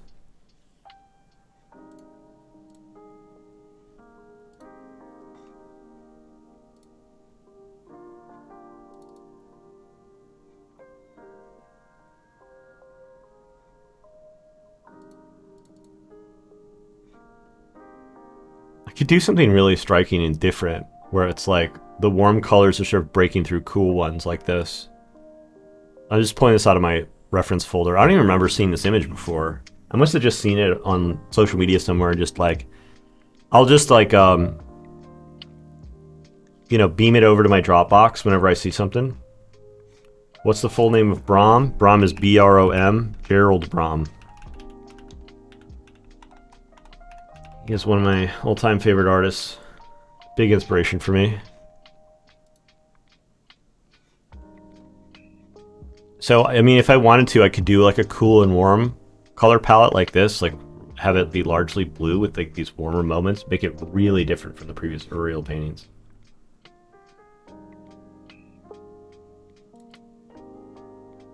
We could keep it something that's a little bit more yellow. Like this is really fiery and stuff. Very, very similar kind of vibe to the Uriel painting I had before.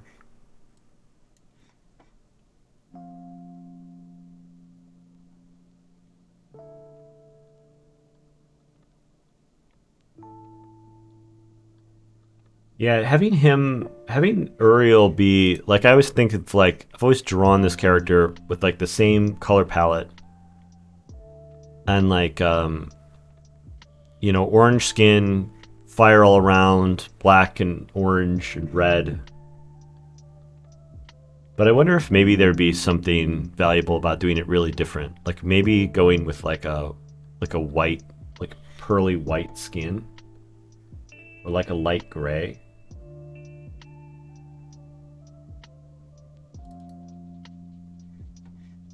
Something that feels a little bit more in line like this. Contrast between whites and grays and the orange.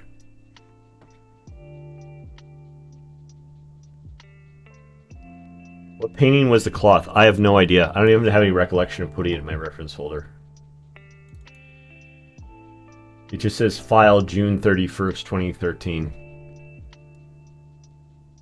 11:43 a.m. I have no idea where this came from. The wobbly moon in the background makes me think this might be AI generated. There's like a wobbly orb over here that doesn't feel like...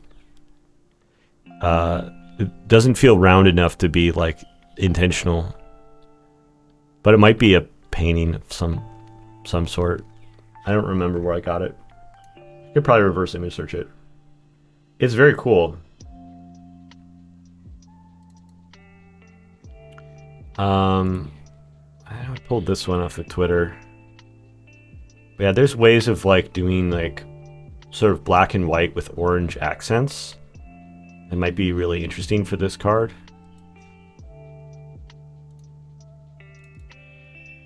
Like have a greater emphasis on gray and like with orange around the fire.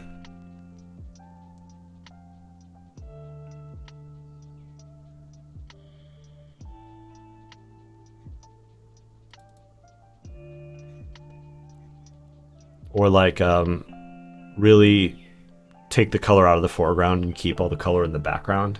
Could be an interesting look.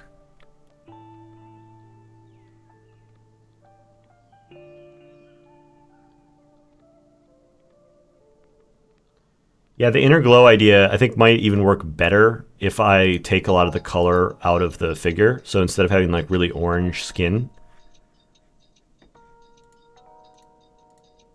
I'm not at the point where I want to start doing color on it yet. I'm just trying to think about what I'm going to do in the background. I'm like composing it. You know, I'm wanting to sort of make decisions about what's going to be back there.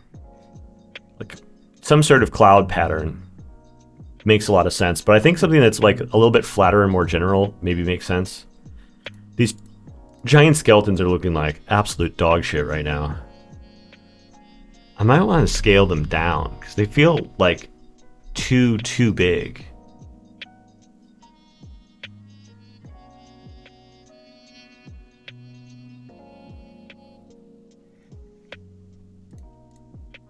All right, I mean, I don't really have them drawn. Let's blot them out and then see if we can arrange them in a way with some clouds or something that feels like an actual composition.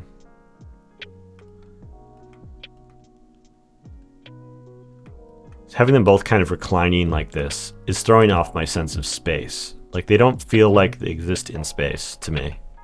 That's the main thing I think that's driving me crazy about them. Ooh. These little streaks of white coming out over the top of the darker bits feels like a bit of a thing here. Like darker, and then there's these kind of like, there's a glow from underneath.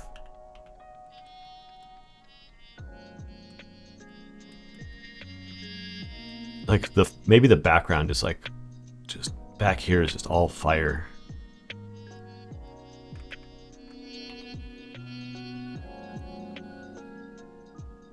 We have this kind of like bowl at the bottom, and then it's just all fire. Kind of through haze. Coming up through there.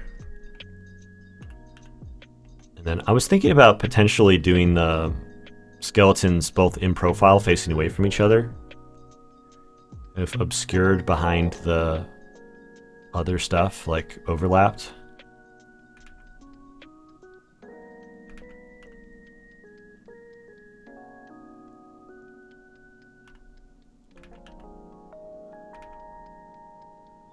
How do you draw a skeleton in profile?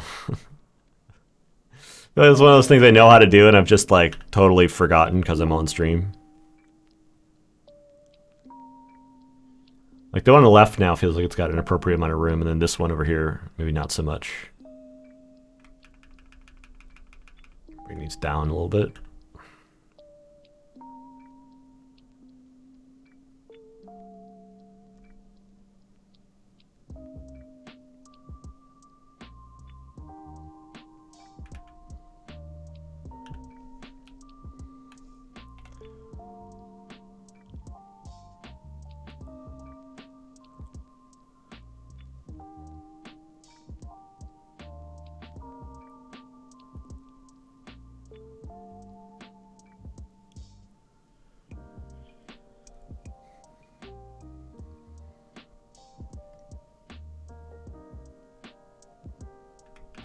Oh, you know what? I kind of want the skeletons to be looking up. I want them both to be kind of like looking towards the sky. Like their heads tilted back. That'd be dramatic.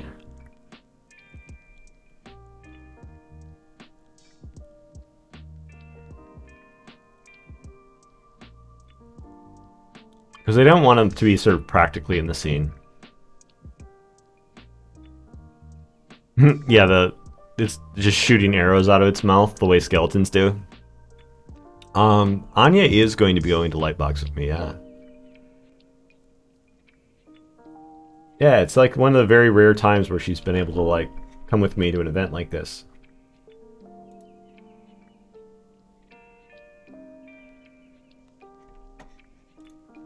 I could do like a mountain distance, like towering over the top. Like, I could suggest a little bit of, like, a mountainous scene in the background if I wanted to. If I felt like it was, the composition was too empty.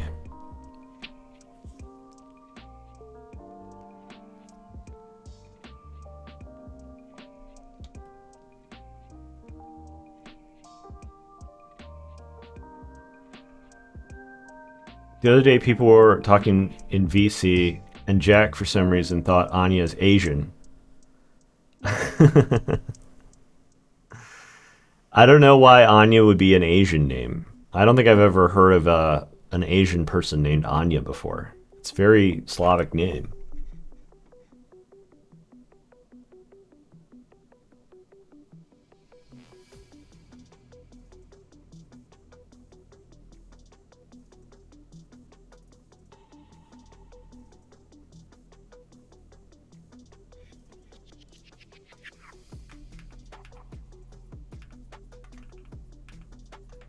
I kind of like the idea of the mountains in the deep distance. Oh, whoa. I erase those then. I like how empty it is here. Like him sitting there, the emptiness feels good. You know, what if the skeletons were smaller? And they were just like hanging here.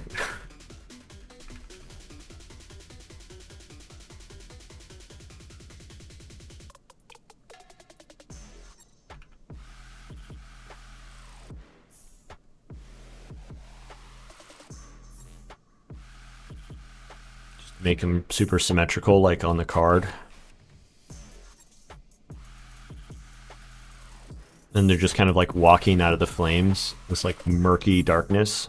Kind of cool.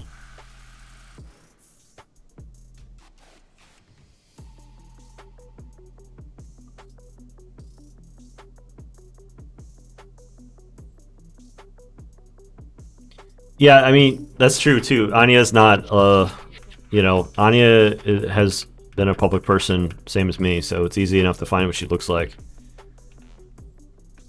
I mean, she's got a public Facebook profile and stuff, photos on it.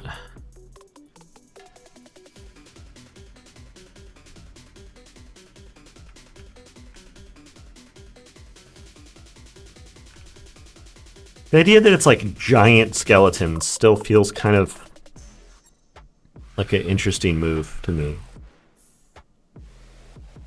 I just like, I don't know how to get the composition to feel quite right, because like the bow goes over the side the way that feels a little awkward.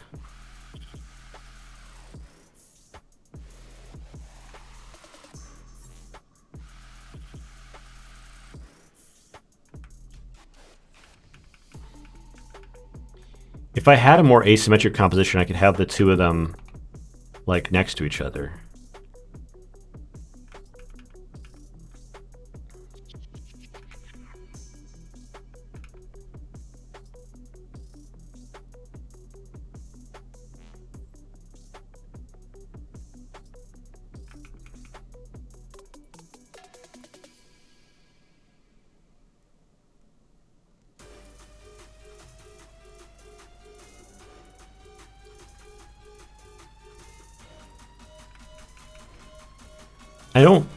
I don't really want to add them into this composition because I always like going more minimalistic if I can afford it. And I'm always pushing myself to be more minimalistic than I have been. But I really feel like for the tarot that this actually adds something. Have these like dual skeletons.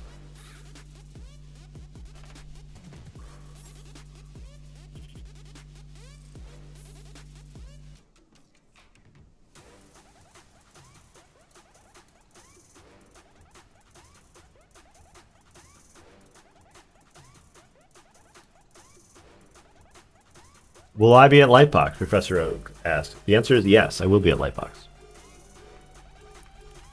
I'm all ready for it. I just need to get my big box shipped out in a couple of days.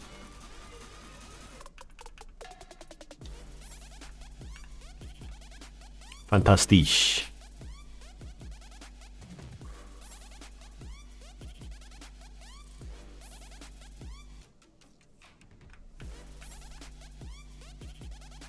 I was also thinking about, like, what if the two skeletons were, like, tied to the arrows? This feels very, like, the game Blasphemous, where it's always, like, they're doing weird stuff like this. I was like, okay, well, what if it was, like, he was firing... I'm like, that's too busy, it's too much. I could also be like, well, what if the bow was made out of two skeleton people, and that the two bodies are actually, like, the tops and bottoms of the bow. Again, yeah, homing skeletons. Yeah, and again, it's just like adding a bunch of skulls to like a thing as a design element. I've done just enough of it where I feel like, it's a good idea generally. It always plays. You just throw some skulls on stuff and it just looks cooler. Hate to say it, but it's like the reality. But then for this, I just feel like, nah, not throwing a bunch of skeletons on this bow or on the arrows or whatever. It's like, it's not really right for, it's a little too heavy metal for tarot deck, I think.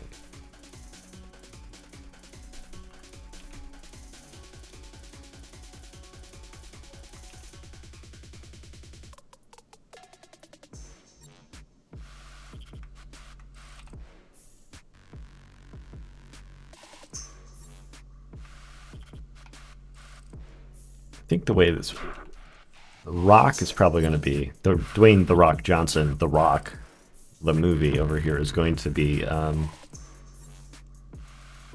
little darker like this. There definitely should be like a cast shadow coming down across it. Some craggy corners sticking out, giving it some volume.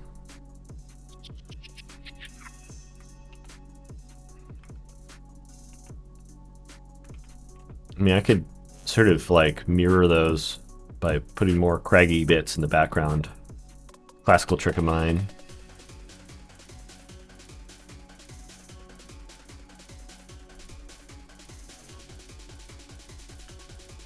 And then I could have the skeletons be back here, like standing around, you know.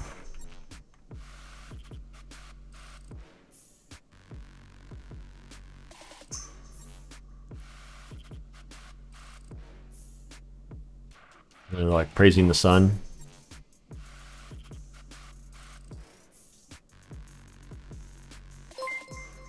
Oh, Raiders from FXH Sculptor. It's good to see you again. Thanks so much for the raid. My brain is struggling to try to do drawing the same time I'm doing. Hey, gifted 10 tier 1 subs, Suke. Thank you so much. That's a huge donation. Thank you.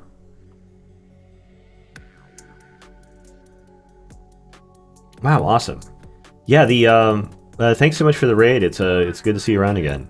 I am really struggling to talk and stream at the same time because I'm trying to draw, do like original art stream for one of the only times. I've very rarely attempted this, and it's going. I'm pretty happy with how it's going. Like we're working through the issues with this painting, and I think it's like starting to form and take shape. But my talking is not good. I'm bad at doing the talking right now.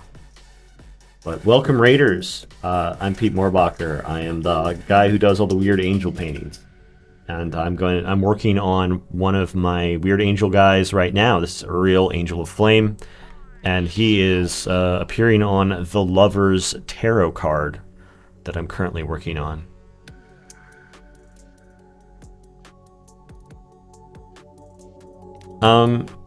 Okay, so if I've got these rocky outcrops, like instead of sticking the skeletons up on top of them here, I could also like have the skeletons like seated.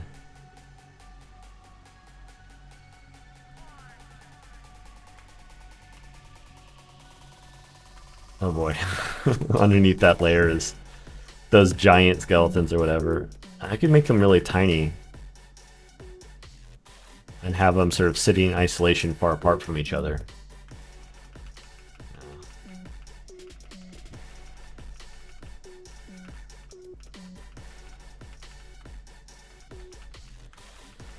Ooh, okay. Well, where was the last state of this where I was kind of happy with where everything was positioned? When I had rocky outcroppings but no skeletons standing on top of them. Where were we there? We're starting to get a rough sense of the way that like the whole composition, like the bottom part of the composition is actually starting to feel kind of good. You know, balance-wise, lighting and space-wise, like they're starting to get a sense of like layering and space and something. And now I've got this thing where there's a gradient that feels like it's kind of working in the background. Perhaps I want to like even reverse it over here where I have like maybe darken the upper part of the figure. Nah.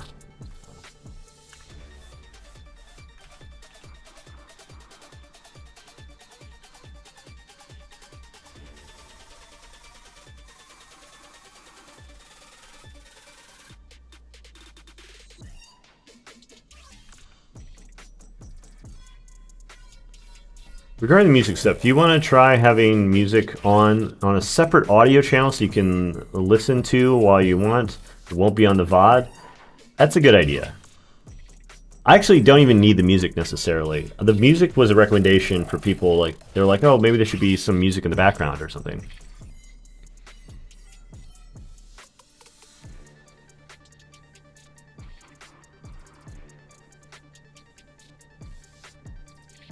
But the music is a little distracting.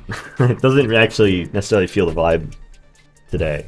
Maybe I should put it on that other playlist. The one that we were getting sick of. This is Trap Drip. Are we on a different... Oh, it's creator mix. I'm not necessarily looking for trap today. Be a little chill. Feeling... This mix is feeling very familiar.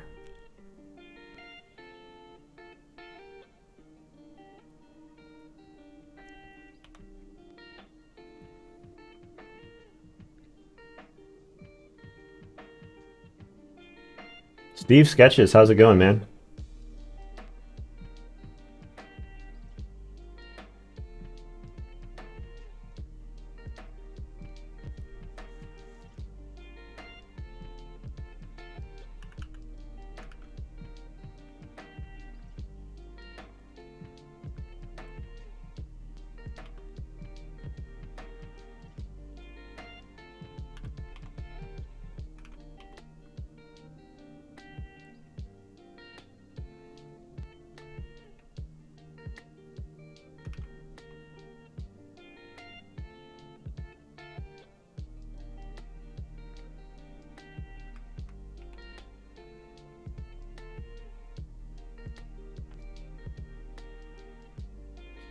I am doing pretty good.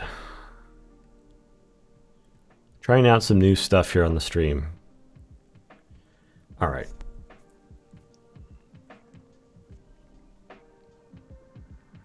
One of the other ways that I could represent two people, instead of having two whole skeletons, I could have holding hands.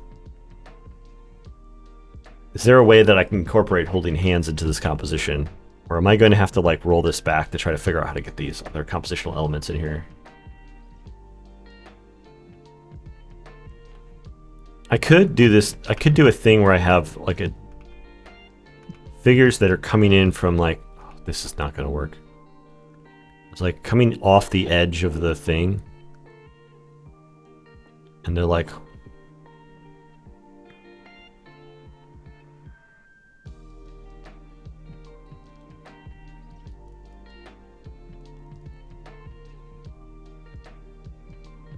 kind of holding hands, giant, shadowy, ominous figures on fire.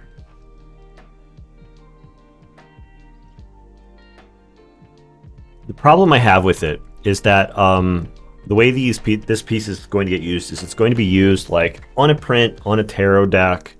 Tarot cards are really skinny. So I'm probably going to end up with a crop that looks something... See, we start running into issues with the tip of this arrow almost immediately. So maybe the whole thing ends up getting shifted like this. But we start getting this kind of tight crop. Maybe actually you're going to need to add some vertical in order to get it to work. Maybe even add a little at the bottom because it's feeling a little cramped at the bottom now. I might just like add a little bit all around just so I've got some extra room. But you can see like when you start cropping in anything that's like intended to like line up with the edge of the composition, it starts getting fucked up. Like, we just cannot rely that this is going to be the exact frame of this image going forwards. And so, like, theoretically, I could reposition it so that, like, they always get slid inwards a little bit. And maybe I rejigger the shape on the flame a bit to try to, like, make it so they don't overlap awkwardly. Something like that. I already think I'm going to pull this in a little bit so that it feels like it's kind of self-overlapping a little bit more, not running quite so horizontal to the plane of vision here. Can you tell me when to sign up for your mentorship again? Doesn't say it on your website. Well, the thing is that we don't have I'm about to start mentorship with you know, a new class this Thursday. And then you know, they're going to have a month, and anybody who drops out is going to leave a space for a month from now. And when there's space, or if I open up a second class, I am going to I'm going to send out an email to the mailing list of people who are on that. If you put your name and email into that sign-up sheet on the link that No Response just posted, the mentorship page. Actually, no, it's huckleberry.art/classes, I think. Or no, do we have it here? Yeah, this thing. If you go put your email in here and you sign up for the waiting list, you will get notified when there's an opening. I'll send out an email. This last time it sold out in like 10 minutes, so I wish there was a better way of like, you know, letting people know when it's happening, but there really isn't. It's like there's just a much larger list of people than there are slots. And I'm going to try to accommodate more people starting next month. So early next month, I might open up a second class, or I might end up waiting for this one to roll over just so that they're kind of on a similar cadence. I'm not sure. I need to think about it. I'm taking it bit by bit. Oh, I've got these giant shadows in the background that I don't want.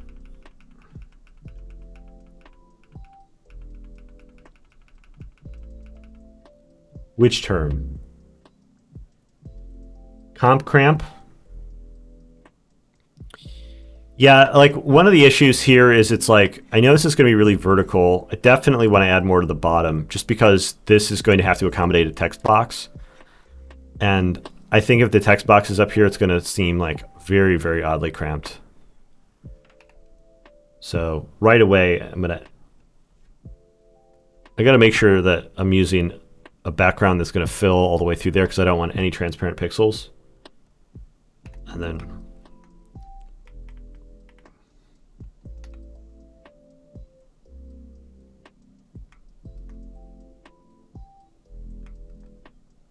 this stuff can all be really rough, and it can have like a bit of a seam. Again, it's all going to get like polished up later.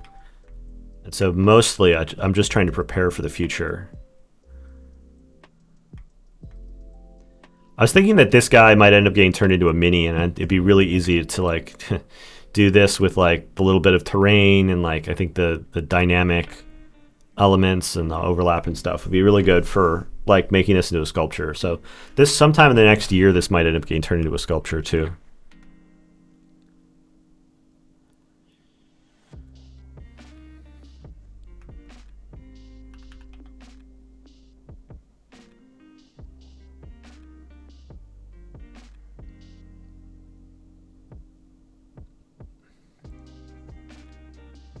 Yeah, this sort of pit of shadow that's burning in flame is kind of like, feels like the right choice for this guy.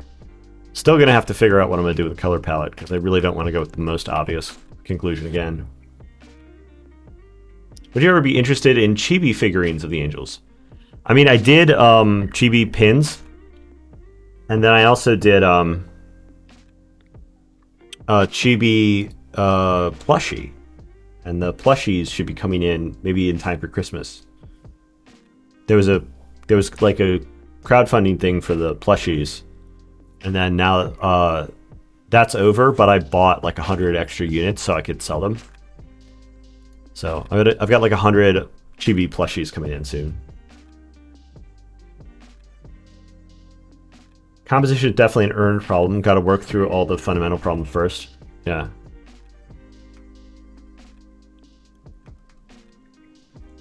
I don't know. I just don't get too fussed about a lot of the kind of big issues that are maybe calling out to some people, like, you know, getting all this to look right. It just doesn't feel that important to me until I can get the whole thing to feel a little more, the whole thing to feel complete on just this level. Is like a rough black and white image. I wonder if it makes sense to like actually continue to pull it further over to the left, give him more headroom for this bow and arrow. What did Brahm do?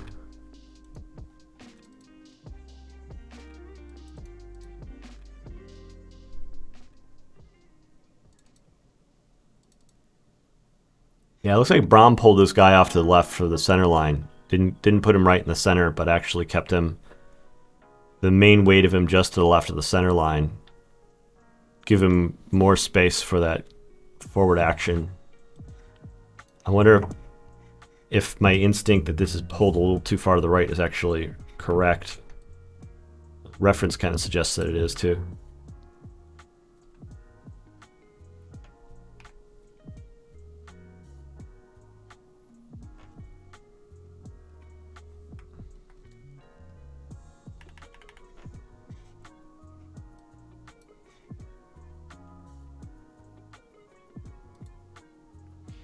Yeah, planning ahead and getting all the problems solved before skipping to polish is like is what I credit for like me being able to finish as many personal paintings as I have. Because a lot of artists come to me and they ask like how do you finish so much stuff? And I'm like, well, I'm like not fast as a painter. I just always finish the things that I start. So like I don't have a lot of dead paintings that are sitting around half finished. And like that didn't used to be the case. Like when I was first starting off as an artist, I could only actually figure out how to finish about like 1 in 10 paintings that I started. And now I can finish 100% of the ones that I start. Which is essential when you're doing like commercial work, right? Like you can't just be like, oh, sorry guys, like I thought I had this one, but I can't figure out how to finish it. So, I'll let you know when I have an idea. You just have a deadline, you have to finish it. But trying to like figure out how to like get these things solved, trying to like go through the solutions of the painting like early on, and then work out the details and polish later is like, I think one of the reasons why I'm able to effectively like keep my hit rate higher.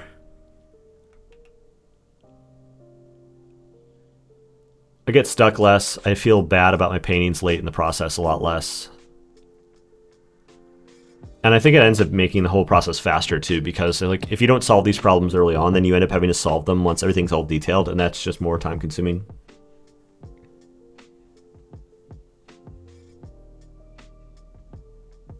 It's your favorite Braun painting? It's a good Braun painting. Like when I was thinking about having Uriel as a bowman, like that was the only thing that came to mind was this one painting. So like the first step was me trying to rip this sketch off and like try to do my own version of it. But like almost immediately I started to like do a different sketch that had a very different pose, very different dynamic to the pose.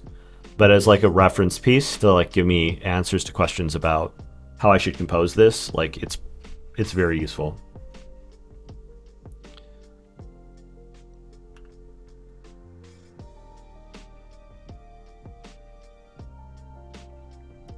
There's a lot about process that comes down to like what order you solve issues in, because you're going to have to solve all the problems eventually.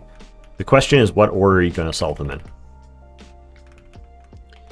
And I've discovered over time that I have kind of an oddball relationship with my process where I end up solving problems in a different order than the average fantasy artist. I think that's part of what leads to like the look of my work is, oh, what if this is like a giant bony finger? What if there's just like, what if it's just like a hand, a huge hand that's coming out of fire, and this is like the thumb?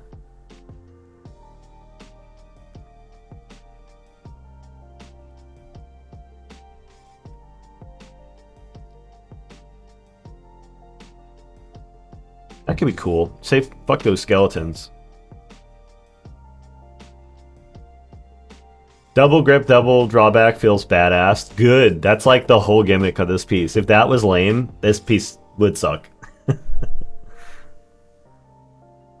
Bony Finger sounds like a good IPA from New England. Some sort of millennial brewmaster. Hell yeah. I mean, that kind of shit's for me too, so I'm for it.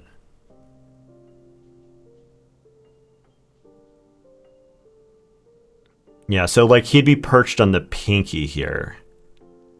And then these rocky bone fingers back here are just kind of like poking out like this.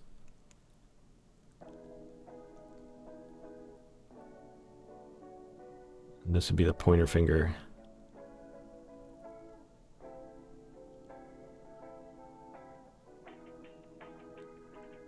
This one, I think the ring finger would have to be coming out a little further. Be nice to overlap it outside the frame.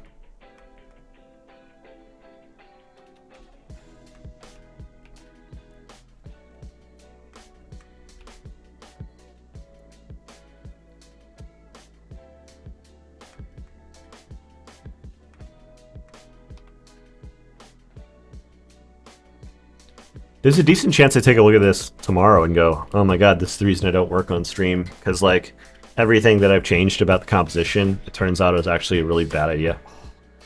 What's a really bad idea is trying to make these kind of bold swings without making a new layer. Because I'm immediately wanting to roll it back. Compare it against older versions, and I can't because I'm working on the wrong layer. Let's put this reference away. It's giving me too many ideas.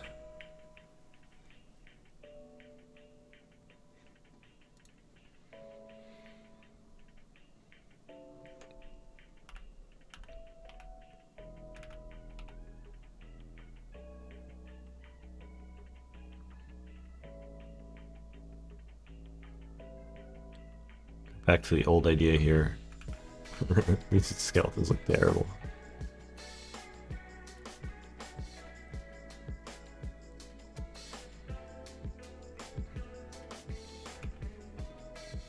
I feel like have them at different heights so that they don't end up overlapping in a weird way.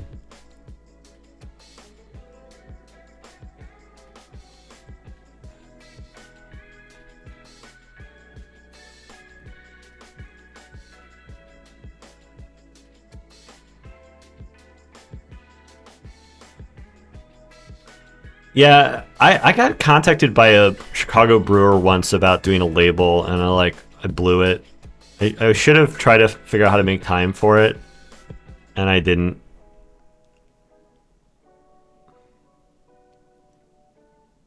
It's taken. Oh, yeah, like that's the thing I learned from that experience was I was like, oh, can I help name the beer or whatever? I've got ideas for like funky beer names. I love beer names. And they're like, you can try, but everything's taken. Because they're like, there's like thousands of independent brewers, and each of them has like hundreds of beer names they need to make. And so every single cool phrase that you can come up with for a beer name is like already a beer name. And so anything that's like simple and obvious, any like simple 2-word combination is almost certainly already taken.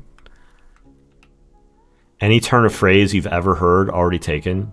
Like coming up with original beer names is actually kind of a weird, interesting challenge.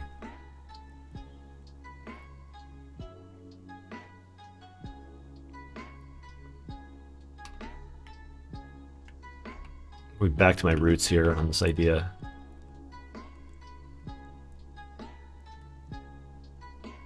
Two burning skeletons.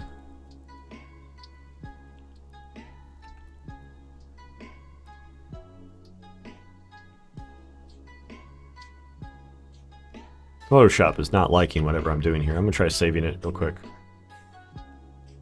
Oh, did it just erase all the skeletons? Holy moly.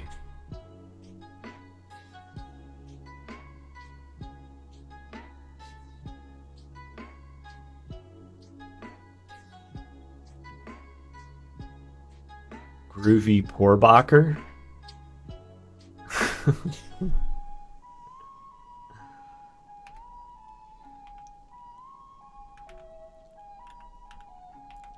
If somebody wanted to use my name as part of a beer-related pun for a microbrewery, I'm for it.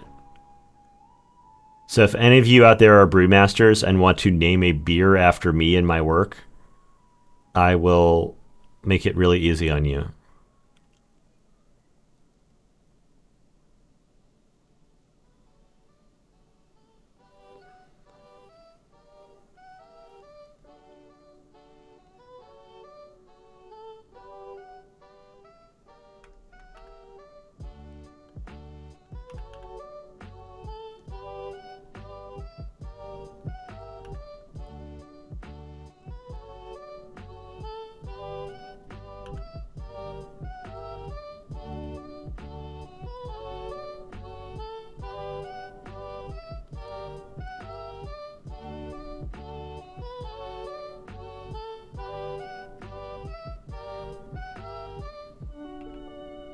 What's my drink of choice? Didn't you like Tanqueray for a period of time? Yeah, I was doing a lot of gin drinks for a bit. Gin and juice, homemade martinis, gin martinis.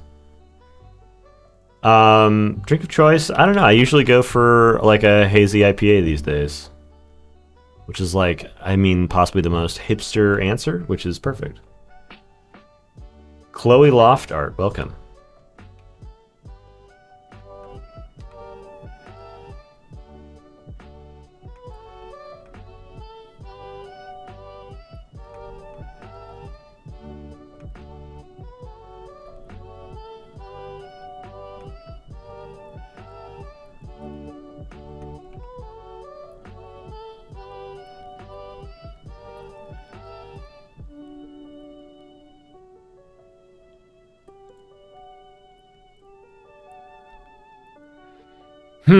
How do I pose these gosh darn skeletons?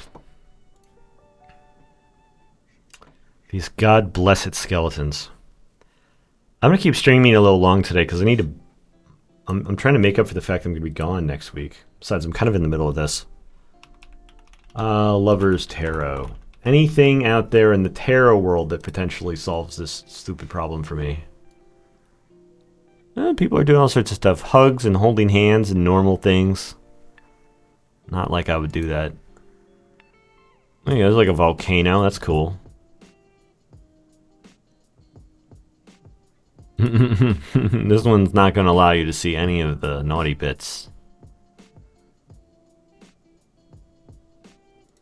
See, a lot of them, they have these more abstract representations. So see, this is where I'm getting like the two skeletons thing, is there's like a ton of these are like two skeletons.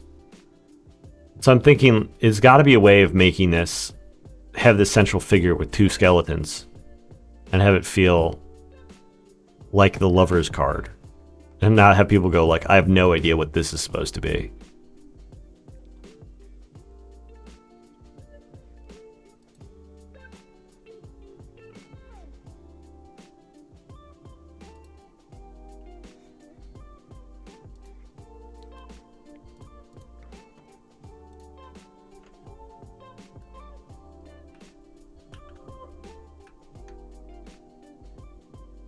Yo, where'd that come from?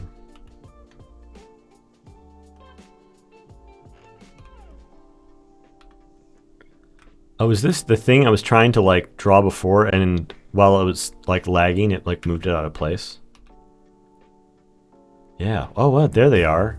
I was wondering where those things went. I guess they got, or instead of getting erased, they got like pushed away to like the upper part of the composition. It's weird. It's funny.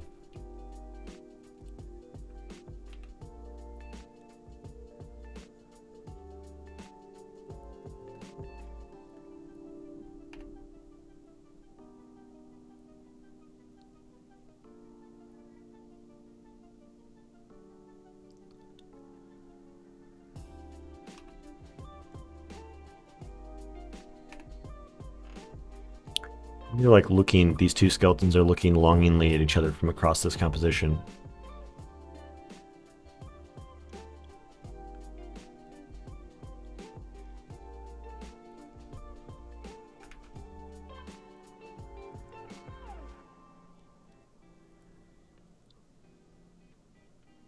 I hate it. Nothing more romantic than two skeletons in cold embrace. Yeah, I know. Like, well, that's the thing is, the recommendation I got was that, like, there are other themes to the lover's card beyond just romantic love.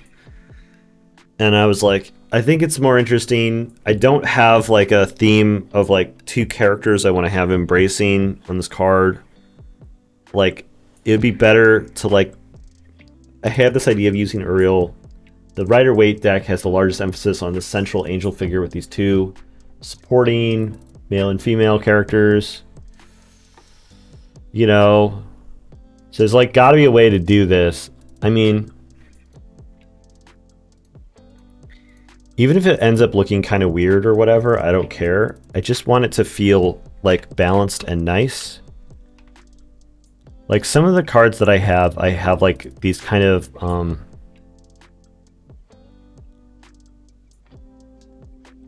symmetrical elements that are very straight on.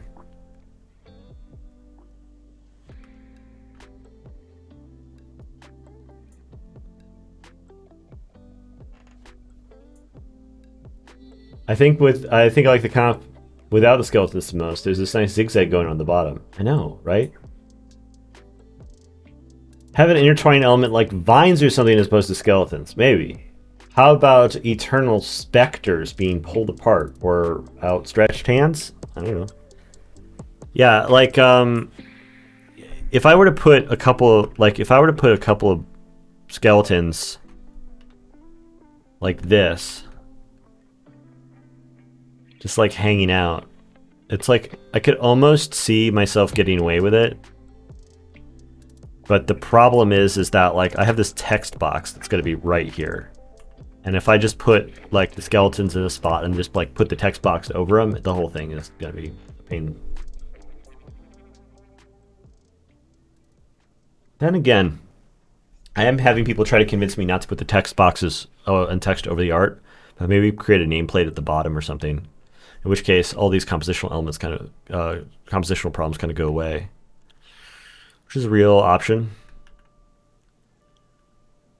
I do like the idea of like the giant skeletons. Like I keep thinking there's got to be some way of composing it where there's like this suggestion of these giant skeleton figures in the background.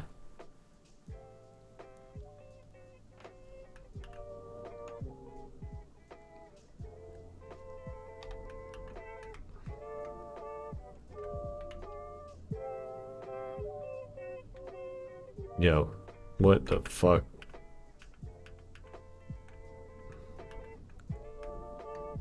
There we go.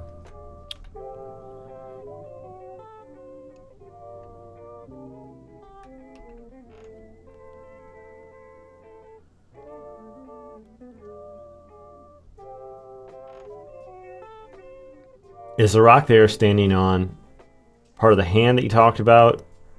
I don't know. I don't think there's going to be a hand. I think it ends up being too much. I could just say no skeletons.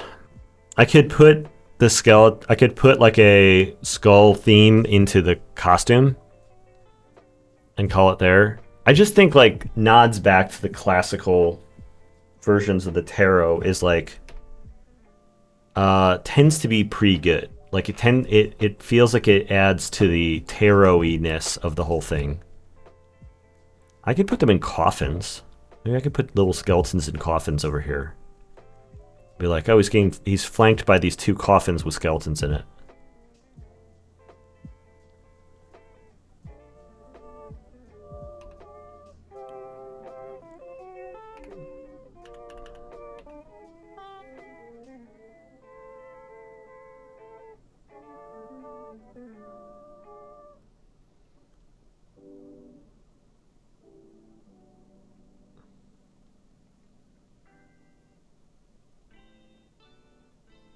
Which is like not the okay. It's obviously it's like a worse composition. I know, but if maybe I get the lighting and stuff to like maybe make these feel like they're more part of the scene.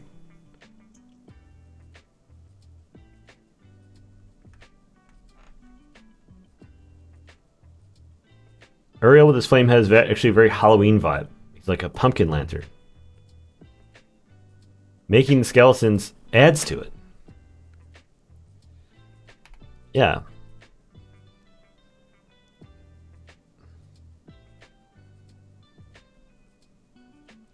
I originally, like, the early idea that I kind of keep wanting to come back to is, like, there's, like, two skeleton figures that are just, like, perched on the rocks.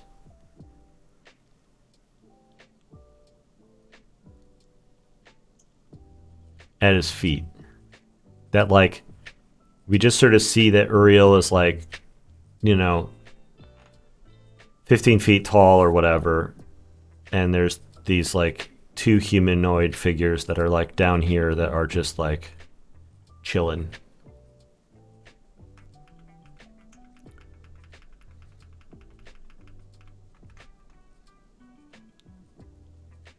Maybe they're, like, cuddling.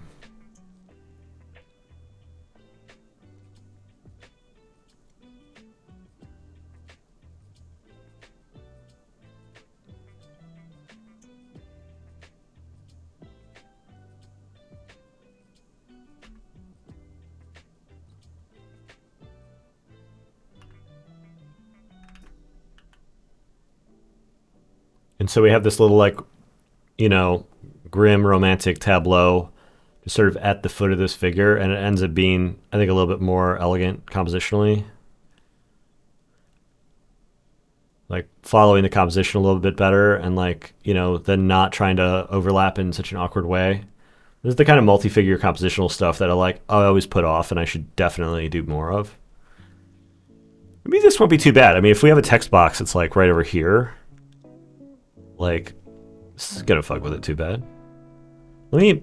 I've got a template for this. These guys, suddenly, I'm like kind of on board with. I'm getting this tingle, like, oh, this might actually work. Fossilized into the rock, I thought about that. Definitely thought about that. Tarot. Blank tarot.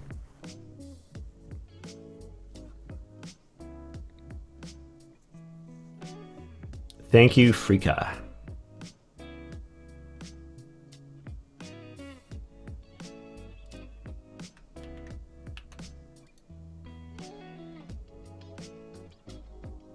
I was getting some suggestions about possible other ways of like composing the text for the cards, because I have this card mock-up that I'm using on the website.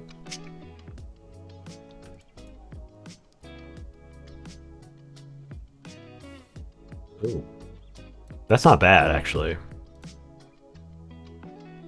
If I wanted to actually overlap it for whatever reason, oh, that sucks.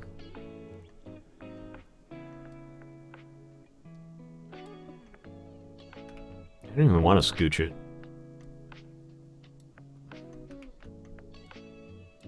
That's actually not bad. Everything there like actually lines up really good. No Comic Sans? Yeah. Not today, but there was like I was getting some suggestions on different ways of like composing the text.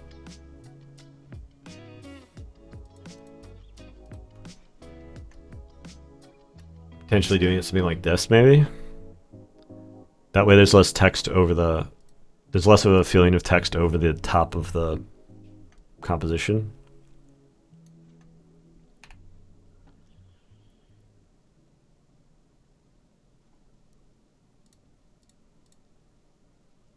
I haven't done a really thorough graphic design pass on these yet. I did like a pretty basic graphic design pass on it. And you can see all of the mock-ups of cards I've done so far here, where it's got like the nameplate and the number underneath. Oh, the text is on top, I think, because of like some of these edits that were being suggested. But in the template that I have at the moment, like it's like the nameplate is high up with text underneath. Why do I have like... I didn't think I'd left it in that state.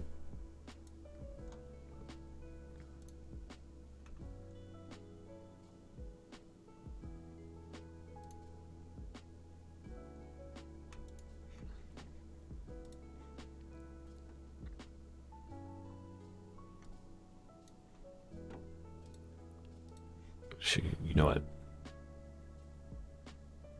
Card layout mockup, I think is what I'm looking for.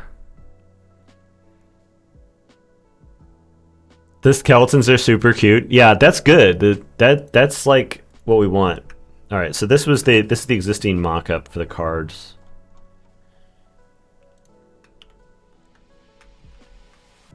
So we can clipping mask that onto the card template. This isn't... I shouldn't be making too many choices about this based off of like the current graphic design treatment, because I don't think it's going to survive. But with this aspect ratio and like the skeletons, I think they actually kind of like... and then also it doesn't look like Uriel is trying to like kill giant skeleton people.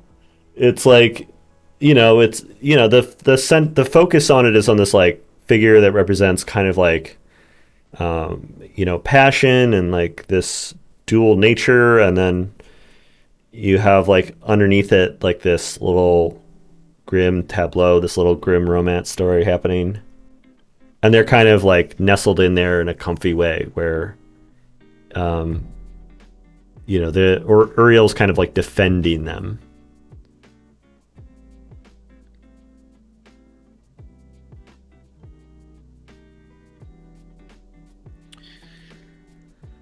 That could be an option. I'm gonna close the note saving. Ooh, raiding party from Reaper Miniatures. All the mini people are hitting me up today. Welcome, welcome, welcome. Speaking of minis, I am almost 100% going to turn this into a mini. This painting, because I'm creating this line of minis right now, and like I'm pulling from like different collections throughout the whole series, and you know, I wasn't really thinking I was going to do the tarot, but I think I might do this one just because it like naturally lends itself to being a mini. What you guys think? Thank you so much, Reaper Miniatures, for the raid. Really appreciate it.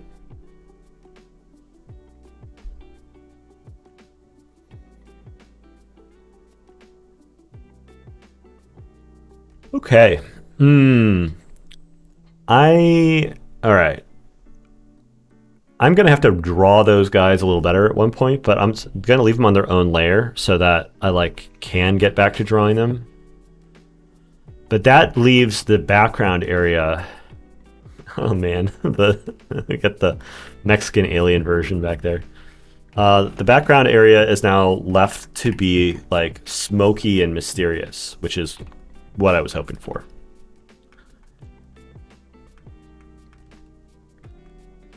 We don't even need other rocky outcroppings. I think we could do all sort of suggested fire and smoke and darkness back here.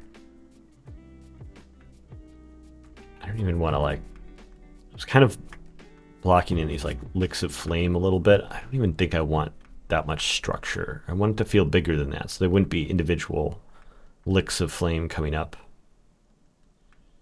If there's going to be individual flame shapes, I think they'd be smaller and closer to the ground here, and then as we get larger, I think we're going to get broad, general. And then we have this dark sky. And thinking we might want to do some sort of division through it.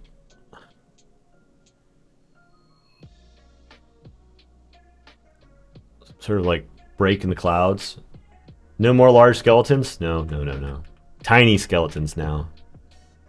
I always like things that make the angels feel bigger. One of the tricks that I do all the time is like if I ever start to draw like a mountain and the mountain goes like over the angel's head, I'll always start off and go, wow, that looks really good. And then at some point the mountain gets moved and the mountain goes down here and the angel ends up taller than it. Typically in all of my compositions, when I have one of these like big heroic towering angel figures, if you look for it, every background element is shorter than them. Wherever possible, I try to like make sure that the angel's like the most towering figure in the composition, so that like the triangle of the composition starts up here with the head, and like they don't end up getting overshadowed and made to feel smaller by the size of the compositional elements around them. Could do a little bit. I was playing around with the idea of like maybe some mountaintops that are coming out of the haze. So like just a couple of mountaintops that are kind of peeking out above the haze to give a greater sense of depth and space. But like I really like this idea of like flamey, hazy environment.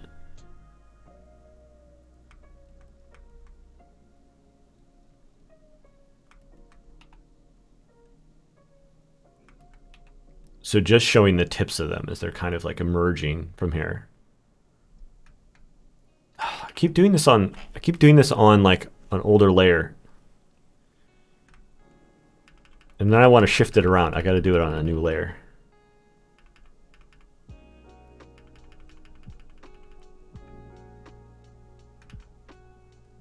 There's the skeletons. I'll name them.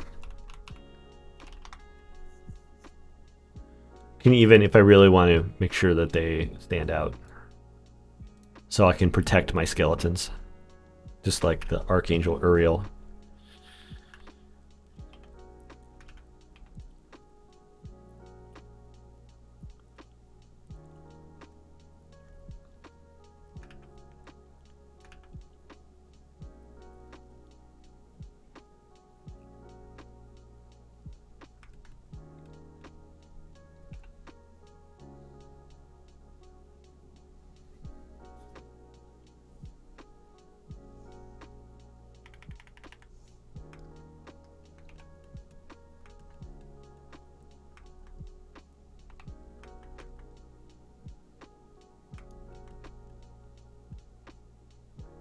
I can sometimes get through this portion of the painting like really, really fast. Like if I know exactly how I'm going to be framing this the main figure and I don't have any supporting elements, sometimes this part of it goes by in like 20 minutes.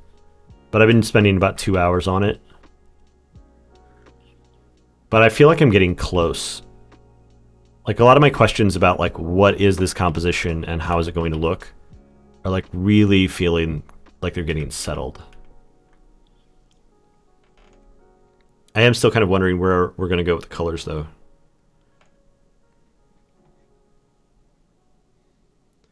Pointillism Commander. That's a pretty good title.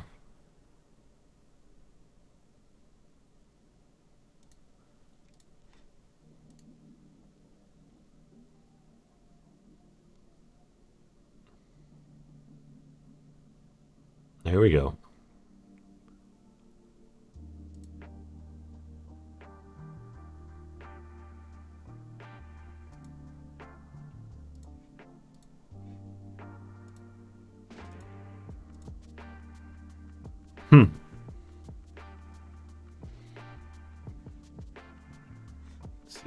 Like, what if it was like really big emphasis on gold?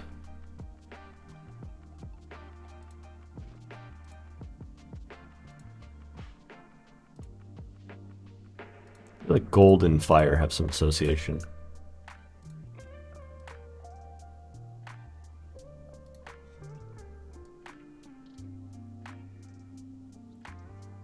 Hmm.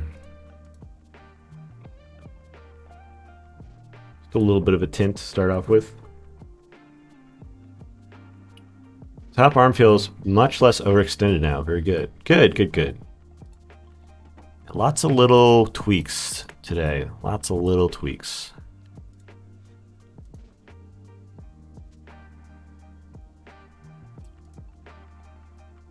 Yeah, I could do something that's really focused on this like warm-cool relationship. Maybe not purple.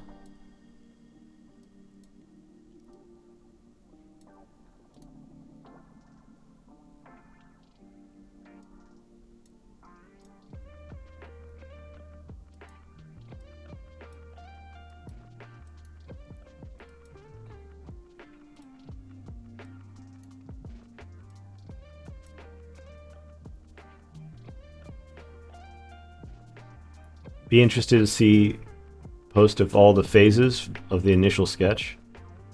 Hmm.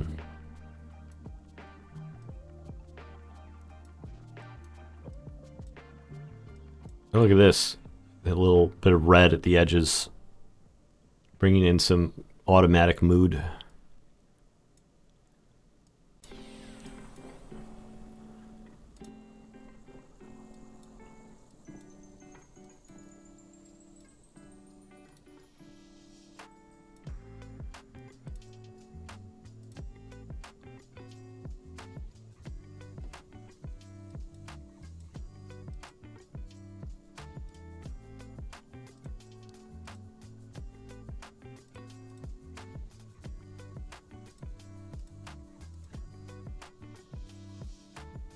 Something about the gold that I think is kind of compelling.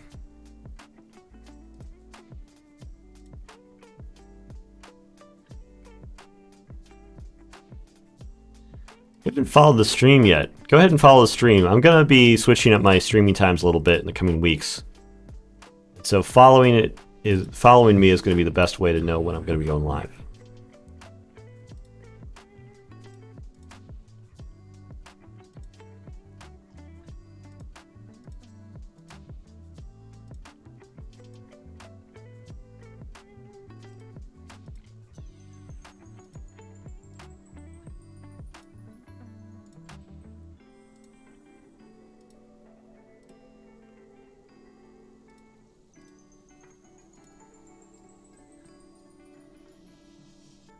The color of the flame is also touching the skeletons, but like a burning passion.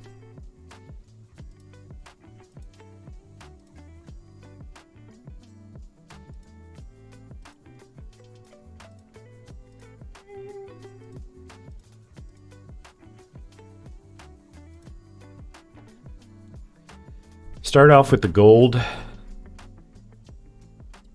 And then what? Am I really at the point where I'm adding colors? I was looking at some color palettes before. This is blue with the orange accent. It is like compelling enough for me to want to give it a shot. Blue and green.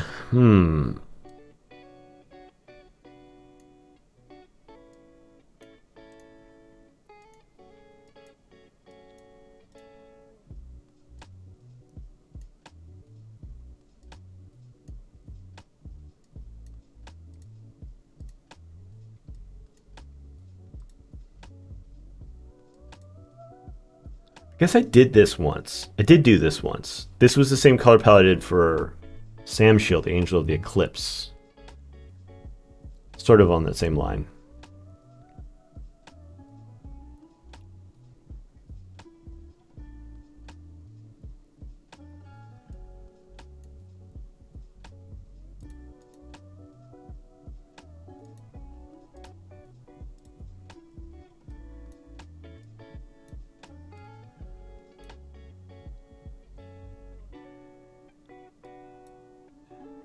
Hmm.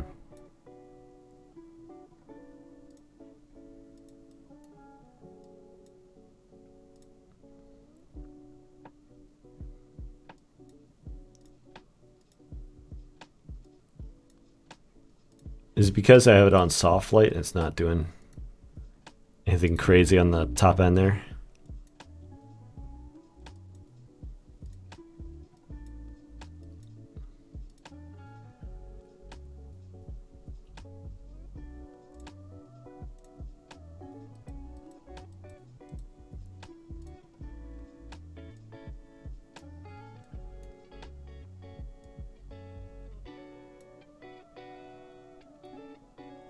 I like the lovers card have archery as a little tie to Cupid as well. Yeah, I was thinking that.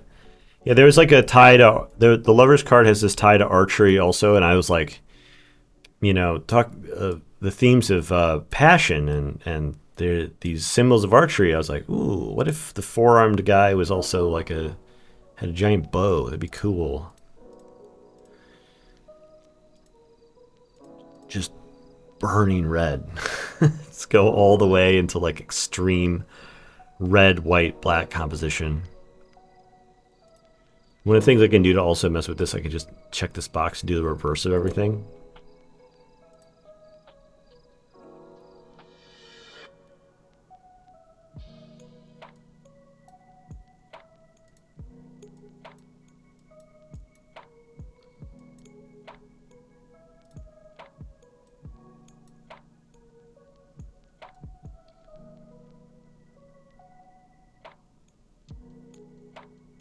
Yeah, red and white is so powerful. It's like I want to resist using it unless I have like a really good plan for it because it feels like such a hack, such a cheat code.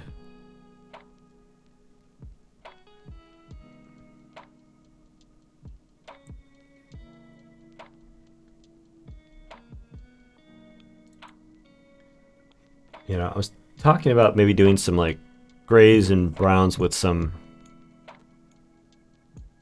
specific highlights of orange.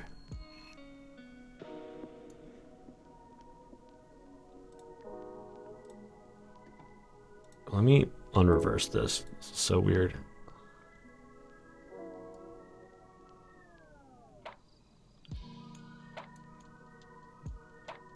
Try out the hard light versions, but keep the opacity down a little bit.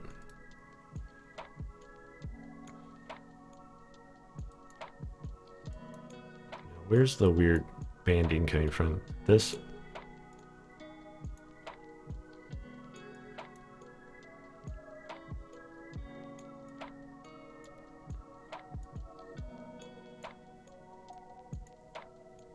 Hmm.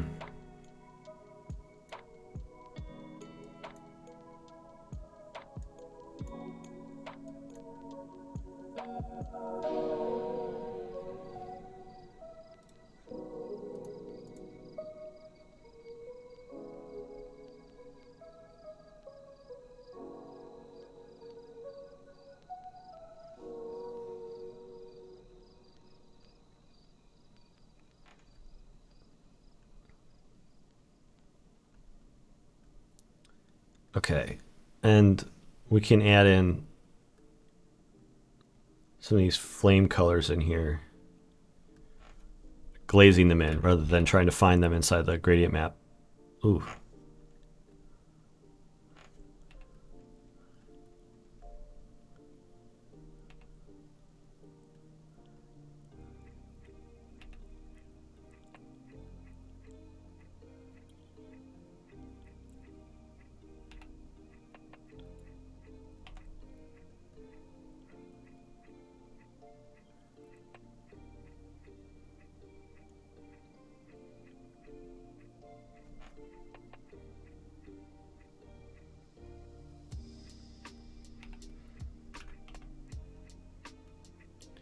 Still like the idea of the sort of inner glow in the body.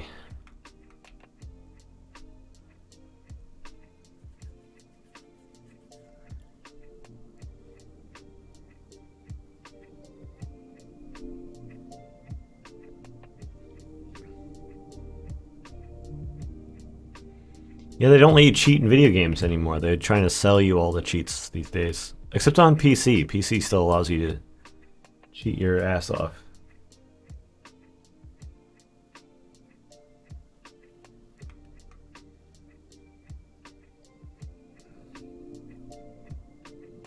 This is not it. Whatever's happening here, I'm not building up towards something. I'm just doing a bad job. And keep talking about red and white. It sounds like you're trying to make a case for me to like go make this red and white. I'm like tempted to want to follow along and see where that leads.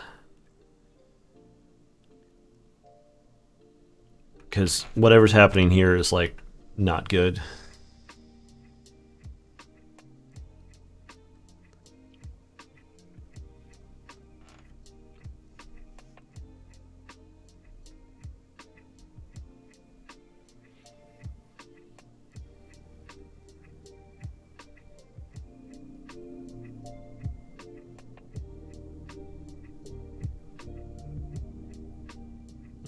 There we go.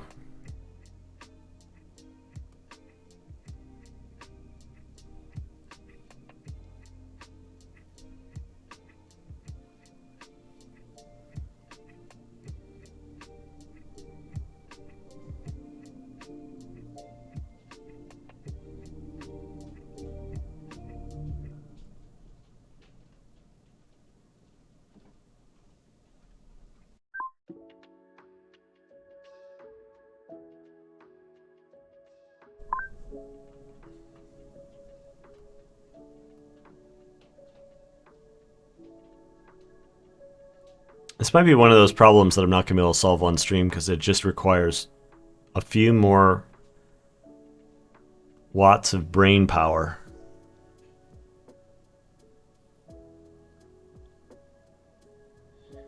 I think I could pull off a red and white one for this. I think my brain is just not running quite hot enough.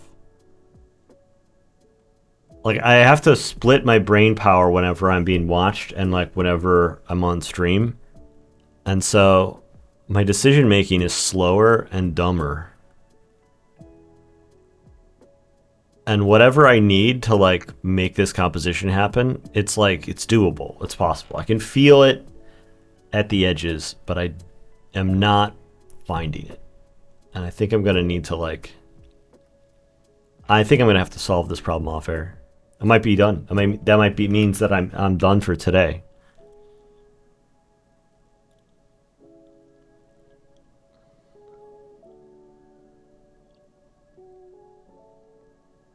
Or I've just got it. One of the two. No, I probably don't have it.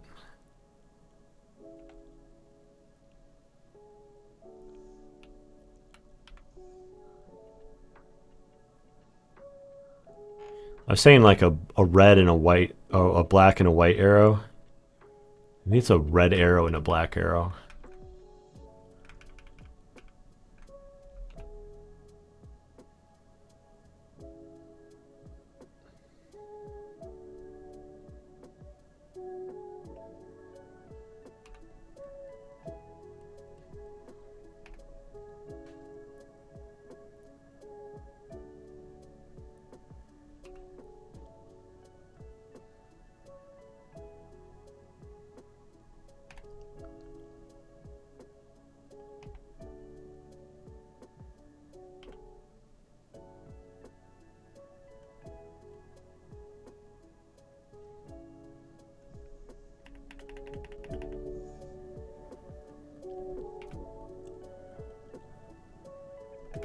Yeah, figuring out what my instincts are telling me is sometimes a challenge. Sometimes my instincts feel like they're out to lunch. But if I have any secret to working this stuff out, it is simply being patient until I try to... Almost always, I can just be patient to the point where eventually I come up with something where I know, like, yeah, that's going to work. And I feel like I can count individual pieces where I failed to do that. Like, there's only a handful of paintings of my whole collection where I look at it and go, like, that wasn't done yet. That wasn't ready. That was not a good idea. I should have gone in a different direction. In other cases, you know, I can have an opinion about whether or not I like the art, but I can feel at least confident that I said that was the correct creative choice for it. And a lot of that is just a willingness to just constantly do revisions and throw out the stuff that I'm not going to keep.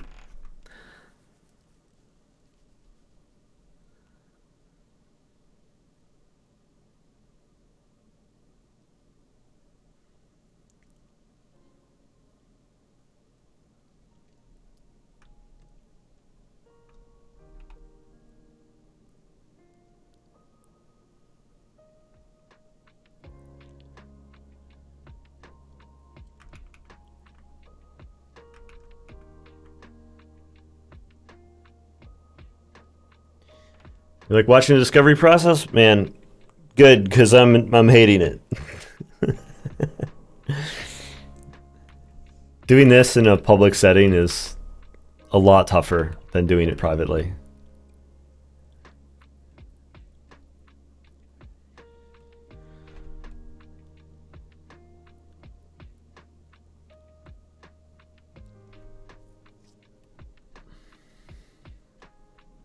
Whoops. Those bonus skeletons out of here.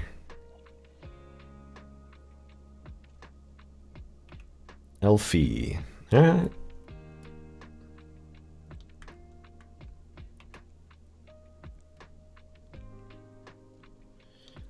If I can work out a couple more details and get a color palette rolling for this guy, I'm going to be in such great shape. I'm going to be so happy. I'll never need another thing again. I'll never be sad another day in my life. This is all I ever need, is to get this thing feeling like it's rolling so that I don't end up being late on it like all my other recent paintings. If I could get this done before I leave for Lightbox, I would be so golden.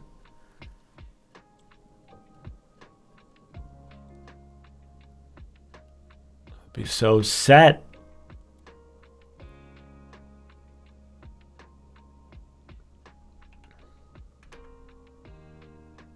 Oh, the cloth is flaming red also. Wait, this was cloth? Or was this rock? It was cloth. There's cloth back here too. And then the loin drape here. Probably.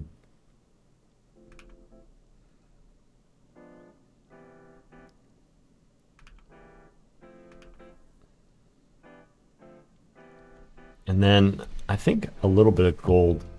The brazier's supposed to be like bronze or gold or something. Add some yellow over the top of some of these bits.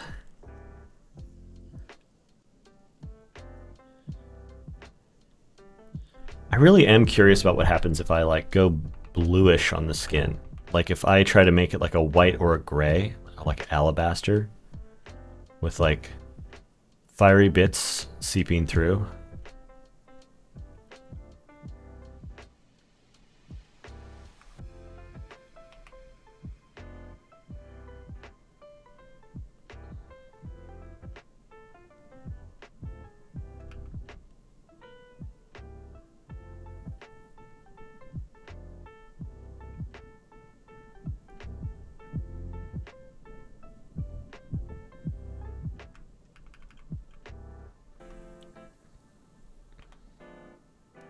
So this is a problem for future me, I think. I feel like I'm maybe 40% of the way to an idea here. And I'm like not wanting to give it up because I want to have that satisfaction of knowing that I'm ready for the next step. Will you be selling a deck of tarot cards? I will 100% be selling a deck of tarot cards.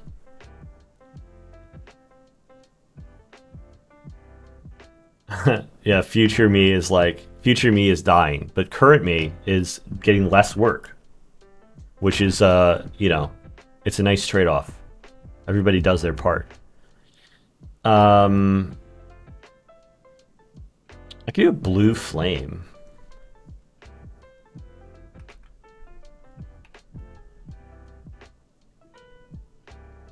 That would be lame though, I think. I could do like a multicolored flame.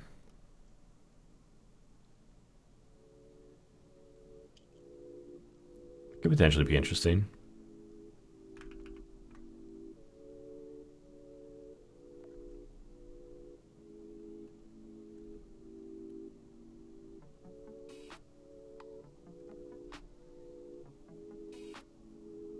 So gross. Yuck.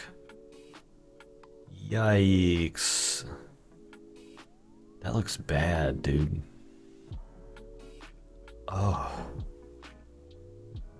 Yuck.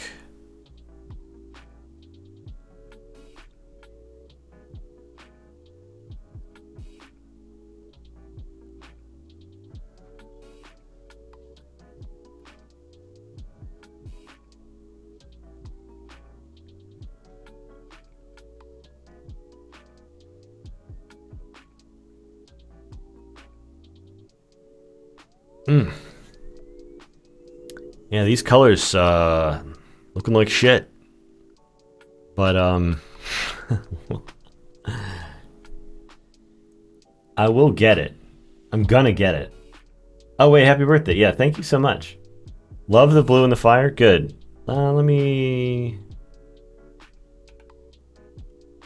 I don't know, a mixture of blue and red fire together. Maybe that's a thing. Maybe that's vibes right there.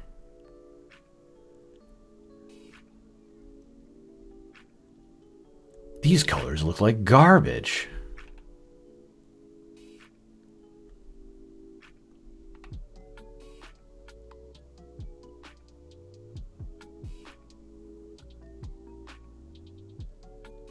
Yeah, like the painting's gonna be bad and then it's gonna be good later, I hope. Probably it'll be good later.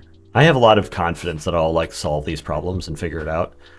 But like the way that I solve them is by doing a lot of bad work and having bad ideas and having these little like threads that I want to tug on and see if they lead somewhere, and just discover that like they're dead ends and I want to back out. Like this is the reason why I like typically don't share this part of the process, is because like a lot of it is like false starts and dead ends. And like navigating false starts and dead ends really just requires like you to have your instincts and trust your process and like just, you know, not get overly fussed about it. And which is way easier to do when you're in private.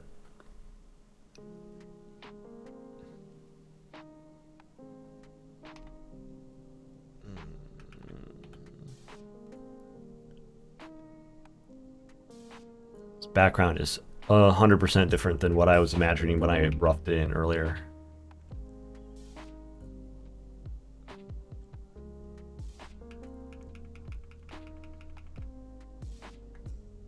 And these mountains, you know what? Fuck these mountains.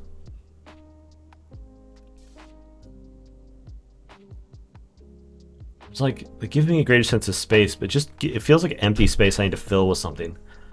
I kind of want this idea of it being like empty, murky, like shadow. Like it's full of...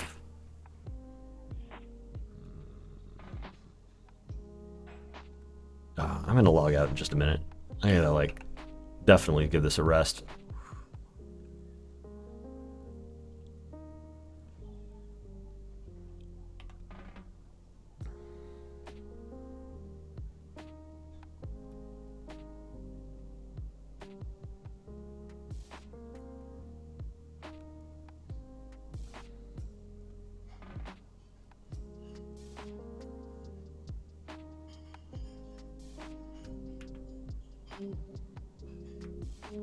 Just a little bit more gray in there than what I was trying to avoid.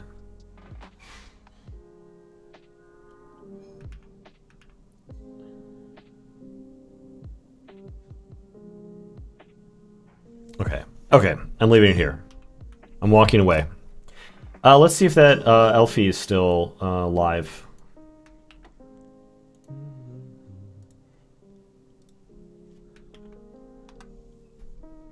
She's live. Let's go get her. Oh, she's painting traditionally. Wonderful. Thanks for everyone for showing up. We're gonna raid Elfie now. Oh, fuck it. Okay. I'll be back tomorrow, I think. I'm gonna be back tomorrow. I'm gonna stream some more, and we'll see whether or not I want to do more on this or if I'm gonna do a study. Till then, Get some goodbye. rest, honey. It is Monday.